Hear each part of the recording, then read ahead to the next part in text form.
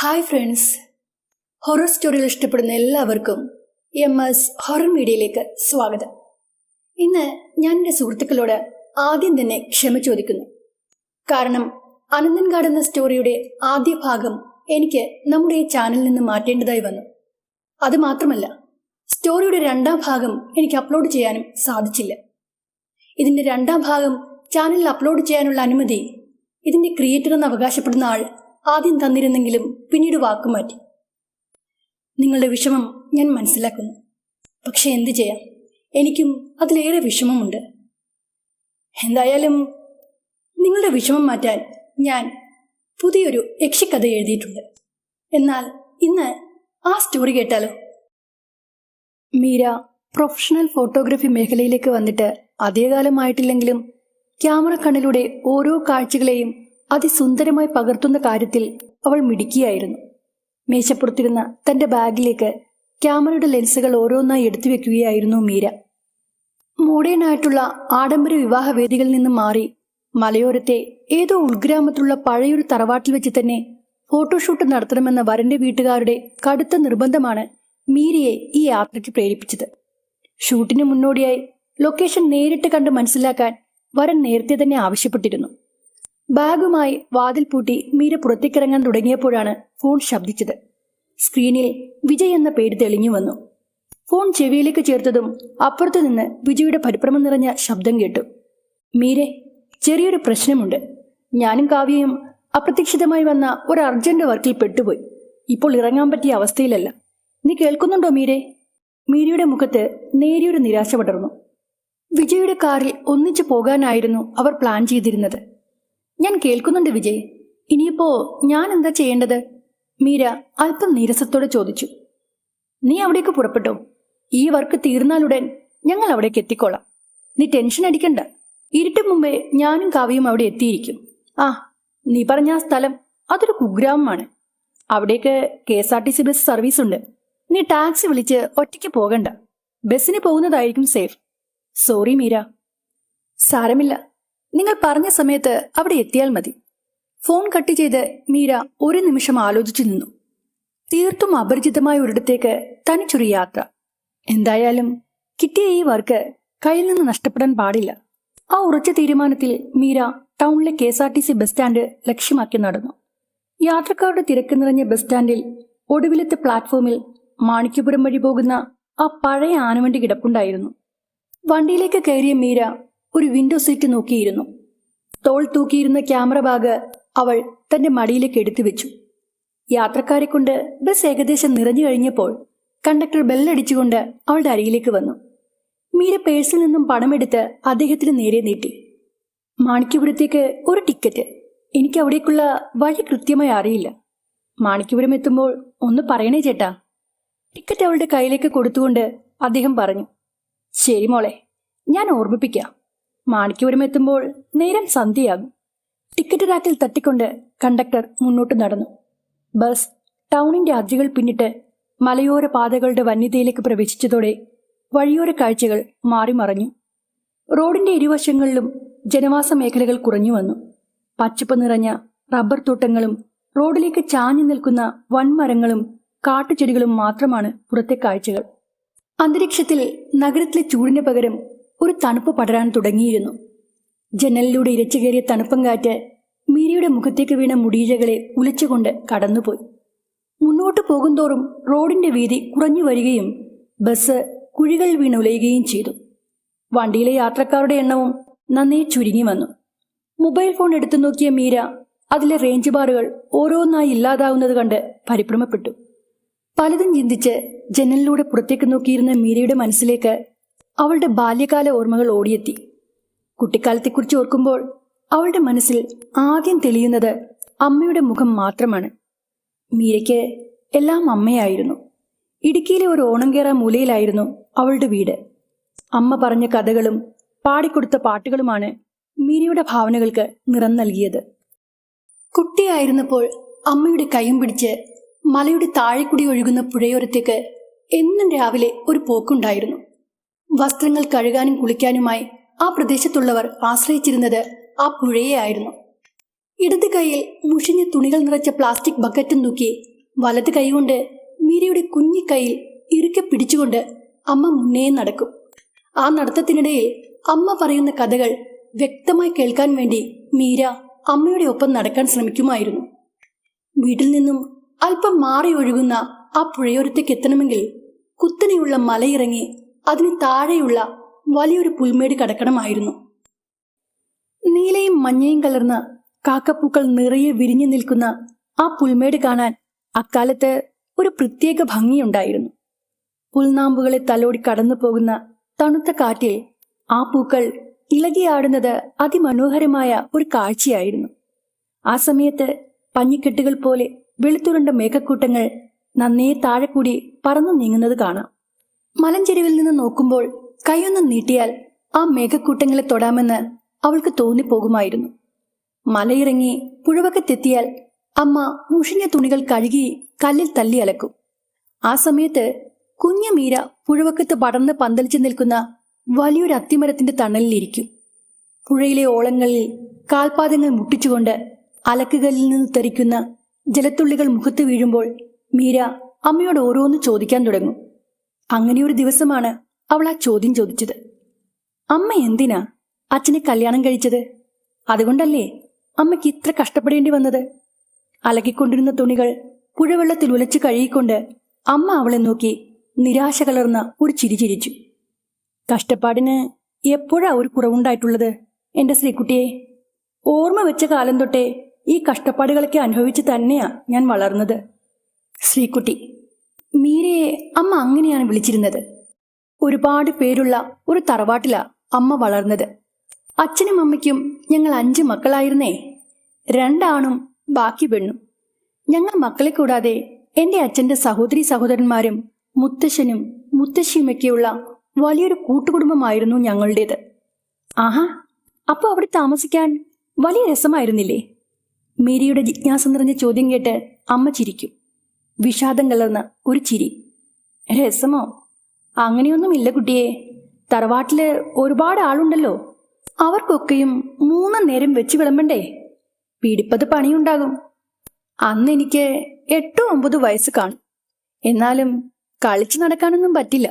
വീട്ടുപണികളിൽ ഞാൻ എന്നെ കൊണ്ടാകുന്നത് പോലെ സഹായിക്കുമായിരുന്നു. ഞാൻ മാത്രമല്ല കേട്ടോ, എൻ്റെ ചേച്ചിമാരും പണികളെല്ലാം ചെയ്യും. എന്നേക്കാൾ 1-2 വയസ്സിന് മൂപ്പേ ഉള്ളൂ അവർക്ക്. പെണ്ണുങ്ങളൊക്കെയും വീട്ടുപണികളിൽ ഏർപ്പെടുമ്പോൾ ആണുങ്ങളെല്ലാം പാടത്തെ പണിക്ക് പോകും. പണ്ട് തറവാട്ടിൽ ഏക്കർ കണക്കിന് നിലവും പറമ്പും ഒക്കെ ഉണ്ടായിരുന്നതാ. പക്ഷേ പിന്നീടെല്ലാം നഷ്ടമായി. അമ്മ സംസാരം നിർത്തി പുഴയിലെ ഓളങ്ങളിലേക്ക് നോക്കി അല്പനേരം നിന്നു. പിന്നീട് തുടർന്നു. വൈജയന്തിയുടെ മരണത്തോടു കൂടിയാ തറവാട്ടിലുള്ളവർക്ക് കഷ്ടകാലം തുടങ്ങിയതെന്ന് എൻ്റെ മുത്തശ്ശി പറഞ്ഞ് ഞാൻ കേട്ടിട്ടുണ്ട്. ആരാ അമ്മേ ഈ വൈജയന്തി? വൈജയന്തിയെ ഞാൻ കണ്ടിട്ടില്ല. പക്ഷേ അവരെക്കുറിച്ച് ഞാൻ ഒരുപാട് കാര്യങ്ങൾ കേട്ടിട്ടുണ്ട്. എൻ്റെ കുട്ടിക്കാലത്ത് പണ്ടത്തെ ആ പ്രതാപമൊന്നുമില്ലായിരുന്നു. കുറച്ച് നിലവും കുറേ ആൾക്കാരും ആ തറവാടും മാത്രം അവശേഷിച്ചത്. അച്ഛൻ്റെ സഹോദരിമാരിൽ 2 പേരുടെ വിവാഹമേ കഴിഞ്ഞിരുന്നുള്ളൂ. പിന്നെ ബാക്കിയുണ്ടായിരുന്ന 2 അപ്പച്ചിമാർക്ക് വിവാഹപ്രായമായിരുന്നില്ല. മൂത്ത അപ്പച്ചിമാരുടെ വിവാഹം കഴിഞ്ഞെങ്കിലും അവരുടെ ഭർത്താക്കന്മാരും അവരുടെ കുട്ടികളും മിക്കപ്പോഴും തറവാട്ടിൽ തന്നെയാ താമസം. അതുകൊണ്ട് തന്നെ വീട്ടിലെപ്പോഴും നിറയെ ആളുകളായിരിക്കും. തറവാട്ടിലെ പെണ്ണുങ്ങളുടെ ജീവിതം വലിയ കഷ്ടപ്പാടിലായിരുന്നു. നേരം വെളുക്കുന്നതിന് മുമ്പേ തുടങ്ങും അവരുടെ വേലകൾ. അടുക്കളപ്പണിയും വീട്ടിലെ പുറംപണിയും എല്ലാം ഒതുക്കി ഒടുവിലൊന്നും നടുനിവർത്താനായി പായൽ വന്ന് കിടക്കുമ്പോഴേക്കും നേരം പാതിരാത്രി കഴിഞ്ഞിട്ടുണ്ടാകും. ഇനി കിടന്നാൽ ഉടനെ ഉറക്കം വരുമോ? അടുത്ത ദിവസവും കോഴി കൂവുന്നതിനു മുമ്പേ എഴുന്നേൽക്കേണ്ടതല്ലേ? അതുകൊണ്ട് ഒരു പേടിയോടെ ആവും എല്ലാവരും കിടക്കുക. അപ്പോ അവിടുത്തെ ആണുങ്ങൾക്കോ അമ്മേ? മീര ജിജ്ഞാസയോടെ ചോദിച്ചു. ആണുങ്ങൾക്ക് അങ്ങനെ വലിയ കഷ്ടപ്പാടൊന്നുമില്ലായിരുന്നു. അമ്മയുടെ സ്വരത്തിൽ നേരിയ പരിഹാസം കലർന്നു. അവർക്കാണെങ്കിൽ പാടത്ത് പണി ചെയ്യുന്ന വേലക്കാരോട് ആജ്ഞാപിച്ച് അവരെ കൊണ്ട് ജോലി ചെയ്യിച്ചാൽ മാത്രം മതിയായിരുന്നു. പക്ഷെ ഊണുകാലമാകുമ്പോഴേക്കും കാണണം പൂരം. അപ്പച്ചിമാരുടെ ഭർത്താക്കന്മാരും അമ്മാവന്മാരുമൊക്കെയായി വലിയൊരു പട തന്നെ ഇറയെ തിലയിട്ടിരിക്കും. അവർക്ക് 3 നേരവും രാജാക്കന്മാരെ പോലെ വിളമ്പണം. വലിപ്പച്ചെറുപ്പം അനുസരിച്ച് അവരൊക്കെ കഴിച്ചു കഴിഞ്ഞ് ബാക്കി എന്തെങ്കിലും ഉണ്ടെങ്കിലേ വീട്ടിലെ പെണ്ണുങ്ങൾക്ക് വായ്ക്കകത്തോട്ട് വെക്കാൻ കിട്ടുകയുള്ളൂ. ചോറ് കഴിക്കാൻ വല്ലപ്പോഴുമേ ഞങ്ങൾ പെണ്ണുങ്ങൾക്ക് ഭാഗ്യമുണ്ടാവൂ. മരച്ചീനിയോ കാച്ചിലോ ചക്കയോ അങ്ങനെ പറമ്പിൽ നിന്ന് കിട്ടുന്ന എന്തെങ്കിലുമൊക്കെ പുഴുങ്ങി കഴിച്ചാണ് വീട്ടിലെ പെണ്ണുങ്ങൾ തങ്ങളുടെ വയറ് നിറച്ചിരുന്നത്. തറവാട്ടിലെ അടുക്കളപ്പണിയെല്ലാം മുത്തശ്ശിയുടെ മേൽനോട്ടത്തിലാണ് നടന്നിരുന്നത്. ആണുങ്ങൾ എല്ലാവർക്കും ആഹാരം വിളമ്പി കൊടുത്തു കഴിഞ്ഞാൽ പിന്നെ എന്തെങ്കിലും പാത്രങ്ങളിൽ മിച്ചം വരികയാണെങ്കിൽ അതാരും കാണാതെ മുത്തശ്ശി കുട്ടികൾക്കായി മാറ്റിവെക്കും. അതിലൊരു പങ്ക് മുത്തശ്ശി എനിക്കും തരും. പക്ഷേ വീട്ടിലുള്ള എല്ലാവരും ഉറങ്ങിക്കഴിഞ്ഞാൽ മാത്രമേ അതെനിക്ക് കിട്ടുകയുള്ളൂ. കാരണം ആ പങ്കിനൊപ്പം മുത്തശ്ശിയുടെ ചില സ്നേഹ സമ്മാനങ്ങളൊക്കെ ഉണ്ടാകും. അച്ചപ്പം, അരിമുറുക്ക്, ഉണ്ണിയപ്പം, അങ്ങനെ ചിലത്. അതും വാങ്ങിക്കഴിച്ച് മുത്തശ്ശിയുടെ നെഞ്ചിന്റെ ചൂട് പറ്റി കിടക്കുന്ന സമയത്താ വൈജയന്തിയുടെ കാര്യങ്ങളൊക്കെ മുത്തശ്ശി പറയുന്നത്. കുട്ടിക്കാലം തൊട്ടേ അമ്മ പറഞ്ഞ കഥയിലൂടെ അറിഞ്ഞ വൈജയന്തിയെ പിന്നീട് ഒരിക്കലും മീരയ്ക്ക് മറക്കാൻ കഴിഞ്ഞില്ല. മദ്യപാനിയായിരുന്ന അച്ഛൻ വീട്ടിലെത്തുന്നത് പാതിര കഴിഞ്ഞ നേരത്തായിരുന്നു. അടിവാരത്ത് ജീപ്പ് ഓടിക്കുന്ന ജോലിയായിരുന്നു മീരയുടെ അച്ഛന്. അയാൾ വീട്ടിൽ വന്നു കയറുമ്പോഴേ അമ്മയോട് വഴക്ക് തുടങ്ങും. പാത്രത്തിൽ വിളമ്പി വെച്ചിരിക്കുന്ന ആഹാരവും കലത്തിലും ചട്ടിയിലുമായി അവശേഷിച്ചതും എല്ലാം എടുത്ത് ആ മനുഷ്യൻ പിന്നാമ്പുറത്തെ കുളത്തിലേക്ക് എറിയും. പിന്നെ അമ്മയെ വല്ലാണ്ട് ഉപദ്രവിക്കും. പാവം അമ്മ നിശബ്ദം അതെല്ലാം സഹിക്കും. അമ്മ മൗനം പാലിച്ചാലും അച്ഛന്റെ കളി അടങ്ങില്ല. അമ്മയെ തല്ലുന്നത് തടയാൻ ചെന്നാൽ മീരയ്ക്കും കണക്കിന് കിട്ടും. അതിനാൽ അവൾ ഭയന്ന് വിറച്ച് മുറിയുടെ ഒരു മൂലക്ക് കൂണിക്കൂടി കുത്തിയിരിക്കും. തല്ലും ബഹളവും കഴിഞ്ഞ് മുറ്റത്തോ ഇറയത്തോ ആ മനുഷ്യൻ ചുരുണ്ടുകൂടും. പിന്നെ ഉറക്കം വരും വരെ ഓരോന്ന് വിളിച്ചു പറഞ്ഞുകൊണ്ടിരിക്കും. വലിയ തറവാട്ടുകാരാണ് പോലും. കല്യാണപ്രായം കഴിഞ്ഞ നിന്നെ എന്റെ തലയിൽ കെട്ടിവെച്ചപ്പോൾ നിന്റെ അച്ഛൻ എനിക്ക് പല വാഗ്ദാനങ്ങളും തന്നിരുന്നു. പക്ഷേ ഒന്നുപോലും അയാൾ പാലിച്ചില്ല. ഇപ്പൊ എന്തായി? ആ തറവാട് പോലും അവർക്ക് നഷ്ടപ്പെട്ടില്ലേ? കടം കയറി മുടിഞ്ഞില്ലേ? എനിക്ക് കിട്ടാത്തത് ആർക്കും കിട്ടരുത്. മദ്യലഹരിയിൽ അച്ഛൻ ഓരോന്നങ്ങനെ വിളിച്ചു പറഞ്ഞതിൽ നിന്നാണ് അമ്മ വലിയൊരു തറവാട്ടിൽ ജനിച്ചതായിരുന്നു എന്ന് മീര അറിഞ്ഞത്. അമ്മ അങ്ങനെ ഒന്നും പറയാറില്ലായിരുന്നു. നിരന്തരമായി മീര ഓരോന്നും ചോദിച്ചു തുടങ്ങിയപ്പോഴാണ് താൻ വളർന്ന തറവാടിനെ കുറിച്ച് അമ്മ പറഞ്ഞു തുടങ്ങിയത്. രാത്രിമഴ കോരിച്ചൊരിയുന്ന ചില രാത്രികളിൽ അച്ഛൻ വരാൻ കാത്തിരിക്കുന്ന അമ്മയോട് മീര തറവാട്ടിലെ വൈജയന്തിയെക്കുറിച്ച് പറഞ്ഞു തരാനാണ് ആവശ്യപ്പെട്ടിരുന്നത്. പുറത്തു പെയ്യുന്ന മഴയുടെ തണുപ്പിൽ ഒരു പുതപ്പിന് കീഴെ അമ്മയെ കെട്ടിപ്പിടിച്ച് കിടക്കുമ്പോൾ മീര മനസ്സുകൊണ്ട് അമ്മയുടെ തറവാട്ടിലെത്തും. മുത്തശ്ശന്റെ ഏറ്റവും ഇളയ സഹോദരനായ ബാലകൃഷ്ണന്റെ ഭാര്യയായാണ് വൈജയന്തി തറവാട്ടിൽ വന്നു കയറിയത്. ഈ വൈജയന്തിയെ ഞാൻ നേരിൽ കണ്ടിട്ടില്ലെങ്കിലും ഒരുപാട് കാര്യങ്ങൾ മുത്തശ്ശി അവരെക്കുറിച്ച് പറഞ്ഞിട്ടുണ്ട്. വൈജയന്തി തറവാടിന്റെ പടികടന്ന് വന്ന ആ ദിവസം അതാർക്കും അത്ര പെട്ടെന്നൊന്നും മറക്കാൻ കഴിയില്ലെന്ന് മുത്തശ്ശി പറയുമായിരുന്നു. അത്രയ്ക്ക് സുന്ദരിയായിരുന്നു അവർ. അവരെ കണ്ടാൽ ഒരു അപ്സരസിനെ പോലെ തോന്നിക്കുമായിരുന്നു അത്രേ. ചന്ദനത്തിൽ കടഞ്ഞെടുത്ത ദേവീ വിഗ്രഹം പോലെ അഴകൊത്ത ഒരു സുന്ദരി. വൈജയന്തിക്ക് നിറയെ മുടിയുണ്ടായിരുന്നു. നിലം തൊട്ടുകിടക്കുന്ന നീണ്ട ചുരുണ്ട മുടിയിഴകൾ.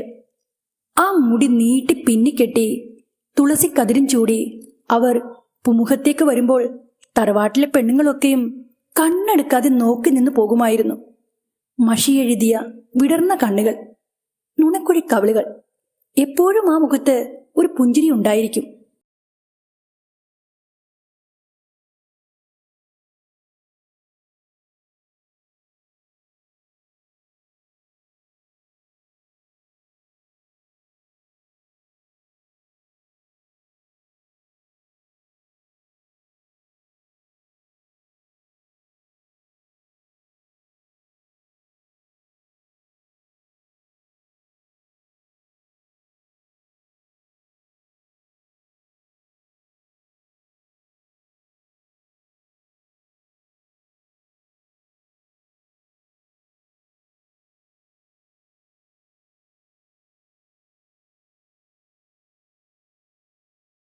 അമ്മ പറഞ്ഞു തന്ന കഥകളിൽ തറവാട്ടിലെ പ്രതാപകാലവും അവിടുത്തെ ആൾക്കാരെപ്പറ്റിയും അമ്മയുടെ സഹോദരി സഹോദരന്മാരെക്കുറിച്ചുമൊക്കെ ഒരുപാട് കാര്യങ്ങൾ ഉണ്ടായിരുന്നു. ദുരിതം നിറഞ്ഞ അമ്മയുടെ കുട്ടിക്കാലത്തെക്കുറിച്ച് പോലും അമ്മ പലതും പറഞ്ഞു. പക്ഷേ വൈജയന്തിയെക്കുറിച്ച് മാത്രം അവൾക്ക് മറക്കാൻ കഴിഞ്ഞില്ല. അവരെക്കുറിച്ച് മാത്രം കൂടുതൽ അറിയാൻ അവൾ ആഗ്രഹിച്ചു. ഈ വൈജയന്തി എങ്ങനെയാ മരിച്ചതമ്മേ? മീരയുടെ ആ ചോദ്യം കേട്ടപ്പോൾ അമ്മയുടെ മുഖം വല്ലാണ്ട് വിളറി വെളുത്തു. എന്താ ശ്രീകുട്ടി, ഈ പാതിരാ നേരത്താണോ ഇങ്ങനെ ഓരോന്നൊക്കെ ചോദിക്കുന്നത്? അമ്മയുടെ ശാസന കേട്ടാലും മീര വിട്ടുകൊടുക്കില്ല. എത്ര തവണയായിട്ട് ചോദിക്കുകയാ ഞാൻ. ഇന്നെങ്കിലും ഒന്ന് പറയുമോ? വൈജയന്തി എങ്ങനെയാണ് മരിച്ചതെന്നോ ആരാണ് കൊന്നതെന്നോ എനിക്കറിയില്ല ശ്രീകുട്ടി. ഒരു ദിവസം പുലർച്ചെ അവർ തെക്കിനിയുടെ വരാന്തയിൽ ചോരയിൽ കുളിച്ച് ചത്ത് മലച്ചു കിടക്കുകയായിരുന്നു. കോൽവിളക്കിന്റെ കൈപ്പിടി വയറ്റിൽ തറഞ്ഞു കയറിയ നിലയിലായിരുന്നു. ഉദരം തുളച്ചു കയറിയതിനാൽ കുടലും പണ്ടവും വയറ്റിൽ നിന്ന് പുറത്തു ചാടിയിരുന്നു. തറയിലാകെ ചോര തളം കെട്ടി കിടക്കുകയായിരുന്നു എന്നാ മുത്തശ്ശി പറഞ്ഞത്. വൈജയന്തി മരിക്കുന്ന സമയത്ത് വയറ്റിക്കണ്ണിയായിരുന്നു അത്രേ. അവരുടെ മരണത്തോടെ തറവാട് മുടിഞ്ഞു. വൈജയന്തിയുടെ ഭർത്താവും അയാളുടെ നേരെ മൂത്ത ചേട്ടനും അയാളുടെ ബന്ധുക്കളും അങ്ങനെ പലരും മരിച്ചു മണ്ണോടടിഞ്ഞു. മോളെ, മാണിക്യപുരം എത്തി കേട്ടോ. പെട്ടെന്ന് ഉയർന്നു കേട്ട ആ ശബ്ദത്തിലാണ് മീരയുടെ മനസ്സിലൂടെ അത്രയും നേരം കടന്നുപോയ ആ പഴയ ഓർമ്മകൾ മുറിഞ്ഞുപോയത്. പുറത്തുനിന്ന് വീശിയ തണുപ്പം കാറ്റേറ്റ് അവൾ ചെറുതായി ഒന്ന് മയങ്ങിപ്പോയിരുന്നു. ഒരു നിമിഷത്തേക്ക് താൻ ഇപ്പോഴും അമ്മയോടൊപ്പം പുതുപ്പിന് കീഴെ കിടന്ന് പണ്ടത്തെ ആ കഥകളൊക്കെ കേൾക്കുകയാണെന്ന് അവൾക്കപ്പോൾ തോന്നിപ്പോയി. മാണിക്യപുരത്തിറങ്ങാനുള്ളവർ വേഗം ഇറങ്ങിക്കോളൂ, കണ്ടക്ടർ സീറ്റിന്റെ കമ്പിൽ തട്ടി വീണ്ടും വിളിച്ചു പറഞ്ഞു. മയക്കത്തിൽ നിന്ന് പെട്ടെന്ന് ഞെട്ടിയുണർന്ന മീര ആകെ പരിഭ്രമിച്ചുപോയി. മനസ്സിലൂടെ പാഞ്ഞുപോയ ഓർമ്മകളും ചുറ്റുമുള്ള യാഥാർത്ഥ്യവും തിരിച്ചറിയാനാകാതെ അവൾ ഒരു നിമിഷം പകച്ചു നിന്നു. തന്റെ ഹൃദയമിടിപ്പ് ദ്രുതഗതിയിലാകുന്നത് അവൾ അറിഞ്ഞു. ജനലിലൂടെ പുറത്തേക്ക് നോക്കിയപ്പോൾ നേരം നന്നേ ഇരുണ്ടിരിക്കുന്നു. അവൾ പരിഭ്രമത്തോടെ ബാഗ് തോളിൽ തൂക്കി. മാണിക്യപുരത്തിറങ്ങാൻ അവൾ മാത്രമേ ഉണ്ടായിരുന്നുള്ളൂ. ഇരുട്ടുമൂടിക്കിടന്ന വിജനമായ ബസ് സ്റ്റോപ്പിൽ മീരെ ഇറക്കി ആ ആനവണ്ടി പുക തുപ്പിക്കൊണ്ട് മുന്നോട്ട് പാഞ്ഞുപോയി. വളവ് തിരിഞ്ഞ് ആ ബസ് കണ്ണിൽ നിന്ന് മറയുന്നതുവരെ അതിന്റെ പിന്നിലെ ചുവന്ന പ്രകാശം കാണാമായിരുന്നു. ഒടുവിൽ ആ വണ്ടിയുടെ വെളിച്ചവും ശബ്ദവും അകന്നു പോയതോടെ ചുറ്റും കനത്ത ഇരുട്ട് മാത്രം അവശേഷിച്ചു. ആ വിജനമായ ബസ് സ്റ്റോപ്പിൽ മീര തനിച്ചായി. ചുറ്റുമുള്ള നിശബ്ദത അവളിൽ ഭയത്തിന്റെ നേർത്ത തണുപ്പ് പടർത്തി. മീര തിടുക്കത്തിൽ തന്റെ ബാഗിൽ നിന്ന് മൊബൈൽ ഫോൺ കയ്യിലെടുത്തു. വിറക്കുന്ന വിരലുകളോടെ വിജയിനെയും കാവ്യയെയും മാറി മാറി വിളിക്കാൻ ശ്രമിച്ചു. പക്ഷേ നിരാശയായിരുന്നു ഫലം. മൊബൈൽ സ്ക്രീനിന്റെ മുകളിലെ നെറ്റ്വർക്ക് ബാറുകൾ പൂർണ്ണമായും പൂജ്യമായിരുന്നു. നോ സർവീസ് എന്ന സ്ക്രീനിൽ തെളിഞ്ഞു കണ്ടതോടെ അവൾക്ക് ആകെ ടെൻഷനായി. ഫോൺ ചെവിയോട് ചേർക്കുമ്പോഴെല്ലാം നെറ്റ്വർക്ക് ഇല്ലെന്ന് ആവർത്തിച്ചുള്ള ടോൺ മാത്രമാണ് കേട്ടത്. അതോടെ അവളുടെ മനസ്സിൽ ഓരോ ചോദ്യങ്ങൾ ഉയരാൻ തുടങ്ങി. വിജയും കാവ്യയും ആ തറവാട്ടിൽ നേരത്തെ എത്തിയിട്ടുണ്ടാകുമോ? ഒരുപക്ഷെ തന്നെ വിളിക്കാൻ അവർ ശ്രമിച്ചിരിക്കാം. റേഞ്ച് ഇല്ലാത്തതുകൊണ്ട് കിട്ടാത്തതായിരിക്കും. അങ്ങനെയൊക്കെ ചിന്തിച്ചപ്പോൾ അവൾക്ക് ചെറിയൊരാശ്വാസം തോന്നി. ഇനി ഇവിടെ നിന്നിട്ട് കാര്യമില്ലെന്ന് മനസ്സിലാക്കിയ മീര മൊബൈലിന്റെ ഫ്ലാഷ് ലൈറ്റ് ഓൺ ചെയ്തു. ആ നേർത്ത വെട്ടത്തിൽ ഇരുട്ട് വിഴുങ്ങിയ ആ വിജനമായ വഴിയിലൂടെ മീര മുന്നോട്ട് നടന്നു. ബസ് സ്റ്റോപ്പിൽ നിന്നും ഒരു വളവ് തിരിഞ്ഞ് പൂഴി റോഡിലൂടെ ഒരു 10 മിനിറ്റ് നടന്നാൽ മതി. ആമ്പലാട്ടിൽ തറവാട്ടിലെത്താം. ഈ ഷൂട്ടിന്റെ ഓർഡർ തന്നെ ഏൽപ്പിച്ച വരന്റെ വീട്ടുകാർ വഴിയെക്കുറിച്ച് പറഞ്ഞു തന്ന കാര്യം മനസ്സിൽ ഓർത്തുകൊണ്ട് മീര വേഗത്തിൽ നടന്നു നീങ്ങി. മൊബൈൽ ഫ്ലാഷിന്റെ ആ നേർത്ത വെളിച്ചം ഇരുട്ടിനെ കീറി മുറിച്ചുകൊണ്ട് മുന്നിലെ വഴിയിൽ മാത്രം വീണുകിടന്നു. ചുറ്റുമുള്ള അന്തരീക്ഷം വല്ലാതെ നിശബ്ദമായിരുന്നു. ഇടയ്ക്കിടെ കുറ്റിച്ചെടികൾക്കിടയിൽ നിന്ന് കേട്ട ചീവീടുകളുടെ കരച്ചിലും മരച്ചില്ലകൾ തമ്മിൽ ഉരസുന്ന ശബ്ദവും കേട്ട് മീര പലതവണ പിന്നിലേക്ക് തിരിഞ്ഞു നോക്കി. പെട്ടെന്നാണ് അവൾക്ക് ആ അനുഭവം ഉണ്ടായത്. കണ്ണിൽ കുത്തുന്ന ആ ഇരുട്ടിൽ തന്റെ പിന്നാലെ ആരോ വരുന്നുണ്ടെന്നൊരു തോന്നൽ അവളുടെ ഉള്ളിൽ മിന്നിമറഞ്ഞു. കരിയിലകൾ കാലമരുന്നത് പോലെയുള്ള ഒരു നേർത്ത ശബ്ദം. മീര പെട്ടെന്ന് തന്റെ നടപ്പ് നിർത്തി. ശ്വാസമടക്കി പിടിച്ച് പരിഭ്രമത്തോടെ അവൾ പിന്നിലേക്ക് തിരിഞ്ഞു നോക്കി. എങ്ങും ഇരുട്ടു മാത്രം. മീര വീണ്ടും നടക്കാൻ തുടങ്ങിയപ്പോൾ കാറ്റിലുലഞ്ഞ മരങ്ങളുടെ നീലൻ നിഴലുകൾ മൊബൈൽ വെട്ടത്തിൽ മുന്നിലേക്ക് വീണത് കണ്ടതോടെ അവൾ പേടി കൊണ്ട് നടപ്പിന്റെ വേഗത കൂട്ടി.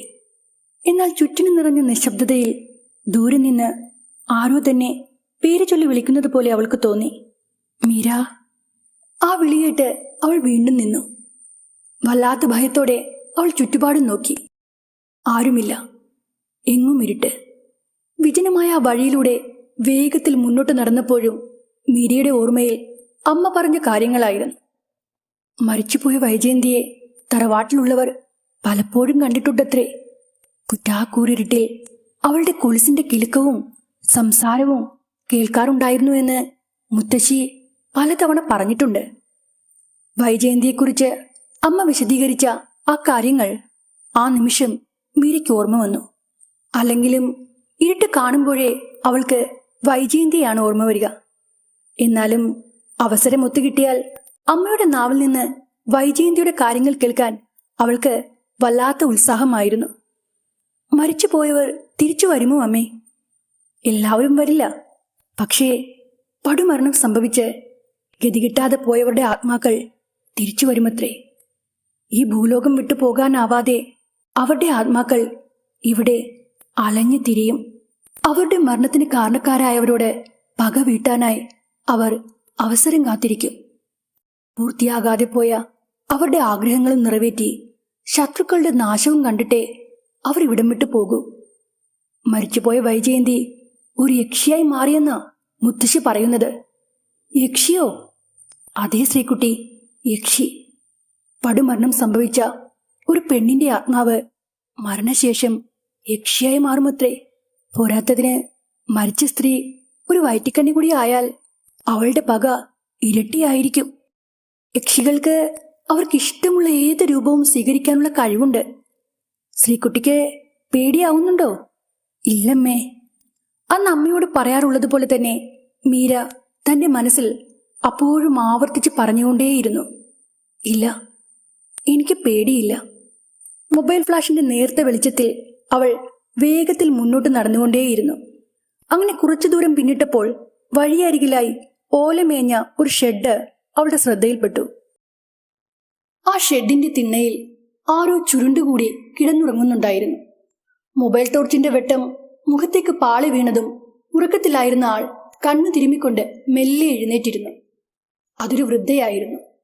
വെളുത്ത് നന്നേ മെലിഞ്ഞ ഒരു മുത്തശ്ശി. കമ്മലൊഴിഞ്ഞ കാതിലെ ദ്വാരങ്ങൾ നന്നേ തൂങ്ങിയിരുന്നു. വെളുത്ത പഞ്ഞിക്കെട്ട് പോലെയുള്ള മുടി ഒരു ചരട് കൊണ്ട് പിന്നിലേക്ക് ഒതുക്കി കെട്ടിവെച്ചിട്ടുണ്ടായിരുന്നു. ദേഹത്ത് പുതച്ചിരുന്ന പുതപ്പ് മാറ്റി തിണ്ണയിലിരുന്ന വടിയും കുത്തിപ്പിടിച്ച് അവർ എണീറ്റ് മീരക്കരികിലേക്ക് നടന്നു. എവിടുന്നാ വരുന്നത്?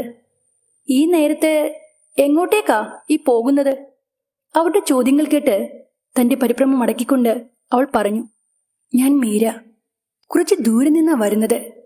ഈ ആമ്പലാറ്റിൽ തറവാട്ടിലേക്ക് ഇവിടെ നിനി എത്ര ദൂരമുണ്ട് മുത്തശ്ശി? ആമ്പലാറ്റിൽ തറവാടെന്ന പേര് കേട്ടതും ആ വൃദ്ധയുടെ മുഖത്തെ ഭാവം പെട്ടെന്ന് മാറി.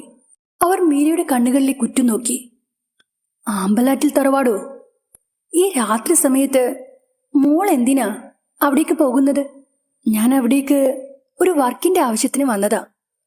വൃദ്ധ ഇരുത്തിയൊന്ന് മൂളി. പണ്ടത്തെ ആ തറവാട് കൈമറിഞ്ഞ് പലരുടെയും കൈകളിൽ പോയെങ്കിലും ആ പേരിന് അതിനിപ്പോഴും മാറ്റമൊന്നും വന്നിട്ടില്ല. ചിലതങ്ങനെയാ. കാലം എത്ര കഴിഞ്ഞാലും മാറ്റങ്ങളൊന്നും തന്നെ സംഭവിക്കില്ല. മോള് നടന്നോ, ഞാൻ അങ്ങോട്ടേക്കുള്ള വഴി കാണിച്ചു തരാം. വടിയൊന്നി ആ സ്ത്രീ മീരയുടെ പിന്നാലെ പതുക്കെ നടന്നു നീങ്ങി. ആട്ടെ, ഈ രാത്രി സമയത്ത് മോൾക്കവിടെ എന്ത് ജോലിയാണുള്ളത്? ആ തറവാട്ടിൽ വെച്ച് ഒരു വിവാഹത്തിന്റെ ഫോട്ടോഷൂട്ട് ചെയ്യാനുണ്ട്. മീര മറുപടി നൽകി. വിവാഹമോ? ആ വൃദ്ധയുടെ സ്വരം പെട്ടെന്ന് കടുത്തു. അങ്ങനെ ഒരു മംഗളകാര്യവും ആ തറവാട്ടിൽ വെച്ച് നടക്കില്ല. മീരയിൽ ഒരു ഞെട്ടലുണ്ടായി. അവൾ മുന്നിലും ആ വൃദ്ധ വടിയും കുത്തിപ്പിടിച്ച് അവളുടെ തൊട്ട് പിന്നിലുമായി നടക്കുകയായിരുന്നു. അവൾ പിന്നിലേക്ക് തിരിഞ്ഞ് പരിഭ്രമത്തോടെ ചോദിച്ചു, അതെന്താ അങ്ങനെ? അവിടെ വെച്ച് വിവാഹം നടക്കില്ലെന്ന് മുത്തശ്ശിക്ക് എങ്ങനെ അറിയാം? മീരയുടെ ചോദ്യത്തിന് ആ വൃദ്ധ മറുപടി ഒന്നും നൽകിയില്ല. പെട്ടെന്നാണ് ദൂരെ നിന്നും ഒരു ടോർച്ചിന്റെ കണ്ണഞ്ചിപ്പിക്കുന്ന വെട്ടം അവളുടെ മുഖത്തേക്ക് പാളി വീണത്. ഒപ്പം ഏറെ പരിചിതമായ ഒരു ശബ്ദവും ഉയർന്നു കേട്ടു. എന്താ മീര നീ ഇത്ര വൈകിയത്? നിന്നെ കാണാതെ ഞങ്ങൾ എത്ര ടെൻഷൻ അടിച്ചെന്നോ. നിന്നെ ഫോൺ വിളിച്ചിട്ടാണെങ്കിൽ കിട്ടുന്നുമില്ല. പാതി വഴിയിൽ വെച്ച് വിജയനെയും കാവ്യയെയും അപ്രതീക്ഷിതമായി കണ്ടുമുട്ടിയതോടെ മീരയ്ക്ക് ആകെ ഒരു ആശ്വാസം തോന്നി. ഇവിടെ വന്നിറങ്ങിയപ്പോൾ മുതൽ ഒട്ടും നെറ്റ്വർക്ക് ഇല്ലായിരുന്നു വിജയ്. എന്ത് ചെയ്യാനാ, ഈ കാട്ടുമൂലയിൽ പെട്ടുപോയെന്നാ ഞാൻ വിചാരിച്ചത്. അപ്പോഴാ വഴിയിൽ വെച്ച് ഈ മുത്തശ്ശിയെ കണ്ടത്. മീര അങ്ങനെ പറഞ്ഞുകൊണ്ട് തനിക്ക് വഴി കാണിച്ചു തന്ന വൃദ്ധയെ വിജയനും കാവ്യക്കും പരിചയപ്പെടുത്തി കൊടുക്കാനായി പിന്നിലേക്ക് തിരിഞ്ഞു. പക്ഷേ ആ വൃദ്ധ നിന്നയിടം ശൂന്യമായിരുന്നു. ചുറ്റിനും കട്ട പിടിച്ച ഇരുട്ടു മാത്രം.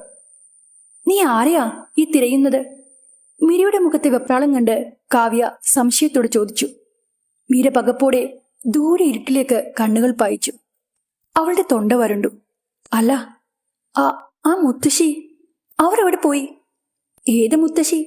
ഞങ്ങൾ ആരെയും കണ്ടില്ലല്ലോ. വിജയ് ടോർച്ച് തെളിച്ച് ചുറ്റിനും നോക്കി. അല്ല വിജയ്, തറവാട്ടിലേക്കുള്ള വഴി കാണിച്ചു തരാമെന്ന് പറഞ്ഞ് ഇവിടം വരെ എന്റെ ഒപ്പം ഒരു മുത്തശ്ശി ഉണ്ടായിരുന്നു. മീരയുടെ സ്വരമിടറി. അവര് ഈ നാട്ടുകാരി ആയിരിക്കാം.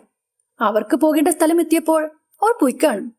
നേരം ഒരുപാടായി, നീ വേഗം വാ എന്ന് പറഞ്ഞുകൊണ്ട് വിജയ് അവളെയും കൂട്ടി കാവ്യക്കൊപ്പം മുന്നോട്ട് നടന്നു. ആ നടത്തത്തിനിടയിൽ അവൾ പലതവണ തിരിഞ്ഞു നോക്കിയെങ്കിലും ആ സ്ത്രീയെ അവൾ അവിടെ എങ്ങും കണ്ടില്ല. വിജയുടെയും കാവ്യയുടെയും ഒപ്പം മീര മുന്നോട്ട് നടന്നപ്പോൾ ആ വഴിയുടെ ഒരറ്റത്തായി ആമ്പലാറ്റിൽ തറവാടിന്റെ പടിപ്പുര ദൃശ്യമായി. ചെങ്കലിൽ പണിതുയർത്തിയ ആ പടിപ്പുരയുടെ ഇരുവശങ്ങളിലും റാന്തൽ വിളക്കിന്റെ ആകൃതിയിലുള്ള ഇലക്ട്രിക് ബൾബുകൾ തെളിഞ്ഞു നിൽക്കുന്നുണ്ടായിരുന്നു. പടിപ്പുര മുതൽ പൂമുഖം വരെ നീളുന്ന വീതിയേറിയ പാത, അതിനിരുവശവും പൂന്തോട്ടം. മിനുസമാർന്ന ഗ്രാനൈറ്റ് പാകിയ ആ പാത പൂമുഖപ്പടിയോളം എത്തി നിന്നു. പൂമുഖത്തിനിരുവശവുമായി വലിയ 2 മഞ്ഞ മന്ദാരമരങ്ങൾ പൂത്തു നിന്നിരുന്നു. പഴമയേറെയുണ്ടെന്ന് പറഞ്ഞു കേട്ടിട്ടുണ്ടെങ്കിലും പ്രൗഢി ഒട്ടും ചോർന്നു പോകാത്ത രീതിയിലാണ് ആ വലിയ ഇരുനില കെട്ടിടം നിലനിന്നിരുന്നത്. തറവാടിന് ചുറ്റുമുള്ള ഏതൊക്കെയോ മരങ്ങളിൽ നിന്ന് അടർന്നു വീണ പൂക്കളുടെ നേർത്ത സുഗന്ധം ആ വായുവിൽ പടർന്നിരുന്നു. വരൻ ആവശ്യപ്പെട്ടതുപോലെ തന്നെ ട്രഡീഷണൽ സ്റ്റൈലിലുള്ള ഫോട്ടോഷൂട്ടിന് ഏറ്റവും ബെസ്റ്റായിട്ടുള്ള ഒരിടം തന്നെയാണിതെന്ന് ആ തറവാട് കണ്ടപ്പോൾ തന്നെ മീരയ്ക്ക് ബോധ്യമായി. നടപ്പാതെ പിന്നിട്ട് അവർ പൂമുഖത്തിന്റെ പടിക്കൽ എത്തിയപ്പോൾ അവിടെ ചിത്രപ്പണികൾ നിറഞ്ഞ ഒരു കസേരയിൽ നിന്നും ഒരാൾ എഴുന്നേറ്റ് വന്നു. ഈ വർക്ക് മീരയെ ഏൽപ്പിച്ച വരനായിരുന്നു അത്. ശ്രീഹരിയോടൊപ്പം അയാളുടെ 1-2 ബന്ധുക്കളും അവിടെ ഉണ്ടായിരുന്നു. വരാൻ ഒരുപാട് വൈകിയല്ലോ മീര, വഴി തെറ്റിയോ? ഇല്ല, ഇവിടെ എത്തിയപ്പോൾ ഫോണിന് ഒട്ടും റേഞ്ച് ഉണ്ടായിരുന്നില്ല. അതുകൊണ്ടാ കോണ്ടാക്ട് ചെയ്യാൻ കഴിയാതിരുന്നത്. അത് പറയുമ്പോഴും മീരയുടെ കണ്ണുകൾ അവിടെയെല്ലാം പരതി നടന്നു. തറവാട്ടിലാകെ വല്ലാത്തൊരു നിശബ്ദത നിറഞ്ഞിരുന്നു. വധുവിനെയോ മറ്റാളുകളെയോ അവിടെ എങ്ങും കണ്ടില്ല. മീരയുടെ മുഖത്തെ പരിഭ്രമം കണ്ട് ശ്രീഹരി ചെറിയൊരു പുഞ്ചിരിയോടെ പറഞ്ഞു, വധു വിദേശത്താണ് താമസിക്കുന്നത്. യാത്രയിൽ ചില ബുദ്ധിമുട്ടുകൾ നേരിട്ടതുകൊണ്ട് പറഞ്ഞ സമയത്ത് അവൾക്കിവിടെ എത്തിച്ചേരാനായില്ല. നാളെ ഉച്ചയ്ക്ക് മുമ്പേ അവൾ ഇവിടെ എത്തും. ഞാനും കഴിഞ്ഞ ദിവസമാണ് നാട്ടിലെത്തിയത്. ഈ തറവാട് ഞാൻ സ്വന്തമാക്കിയിട്ട് അധികകാലമായിട്ടില്ല. വിവാഹം ഈ തറവാട്ടിൽ വെച്ച് നടത്തണമെന്നത് നിഹാരികയുടെ നിർബന്ധമാണ്. അവൾക്ക് ഇങ്ങനെയുള്ള പഴയ തറവാടിനോട് വലിയ ഇഷ്ടാ. വിവാഹം കഴിഞ്ഞാൽ ഉടനെ ഞങ്ങൾ അമേരിക്കയിലേക്ക് തിരിച്ചു പോകും. വിവാഹ ആവശ്യത്തിനായി വളരെ പെട്ടെന്ന് ഇവിടെയെല്ലാം ഒന്ന് ഒരുക്കിയെടുത്തന്നേ ഉള്ളൂ. ഇപ്പോഴും പല ജോലികളും ബാക്കിയാ. ഞങ്ങൾ പോയാലും എന്റെ അമ്മാവനും അദ്ദേഹത്തിന്റെ കുടുംബവും ഇവിടെ താമസിക്കും. ബാക്കി കാര്യങ്ങൾ അവർ നോക്കിക്കോളും. നിഹാരിക എത്തിയാൽ ഉടനെ നമുക്ക് ഫോട്ടോഷൂട്ട് തുടങ്ങാം. യാത്രാക്ഷീണം കാരണം മീര നന്നേ തളർന്നിരുന്നു. വിജയനും കാവ്യയ്ക്കും അതേ അവസ്ഥ തന്നെയായിരുന്നു.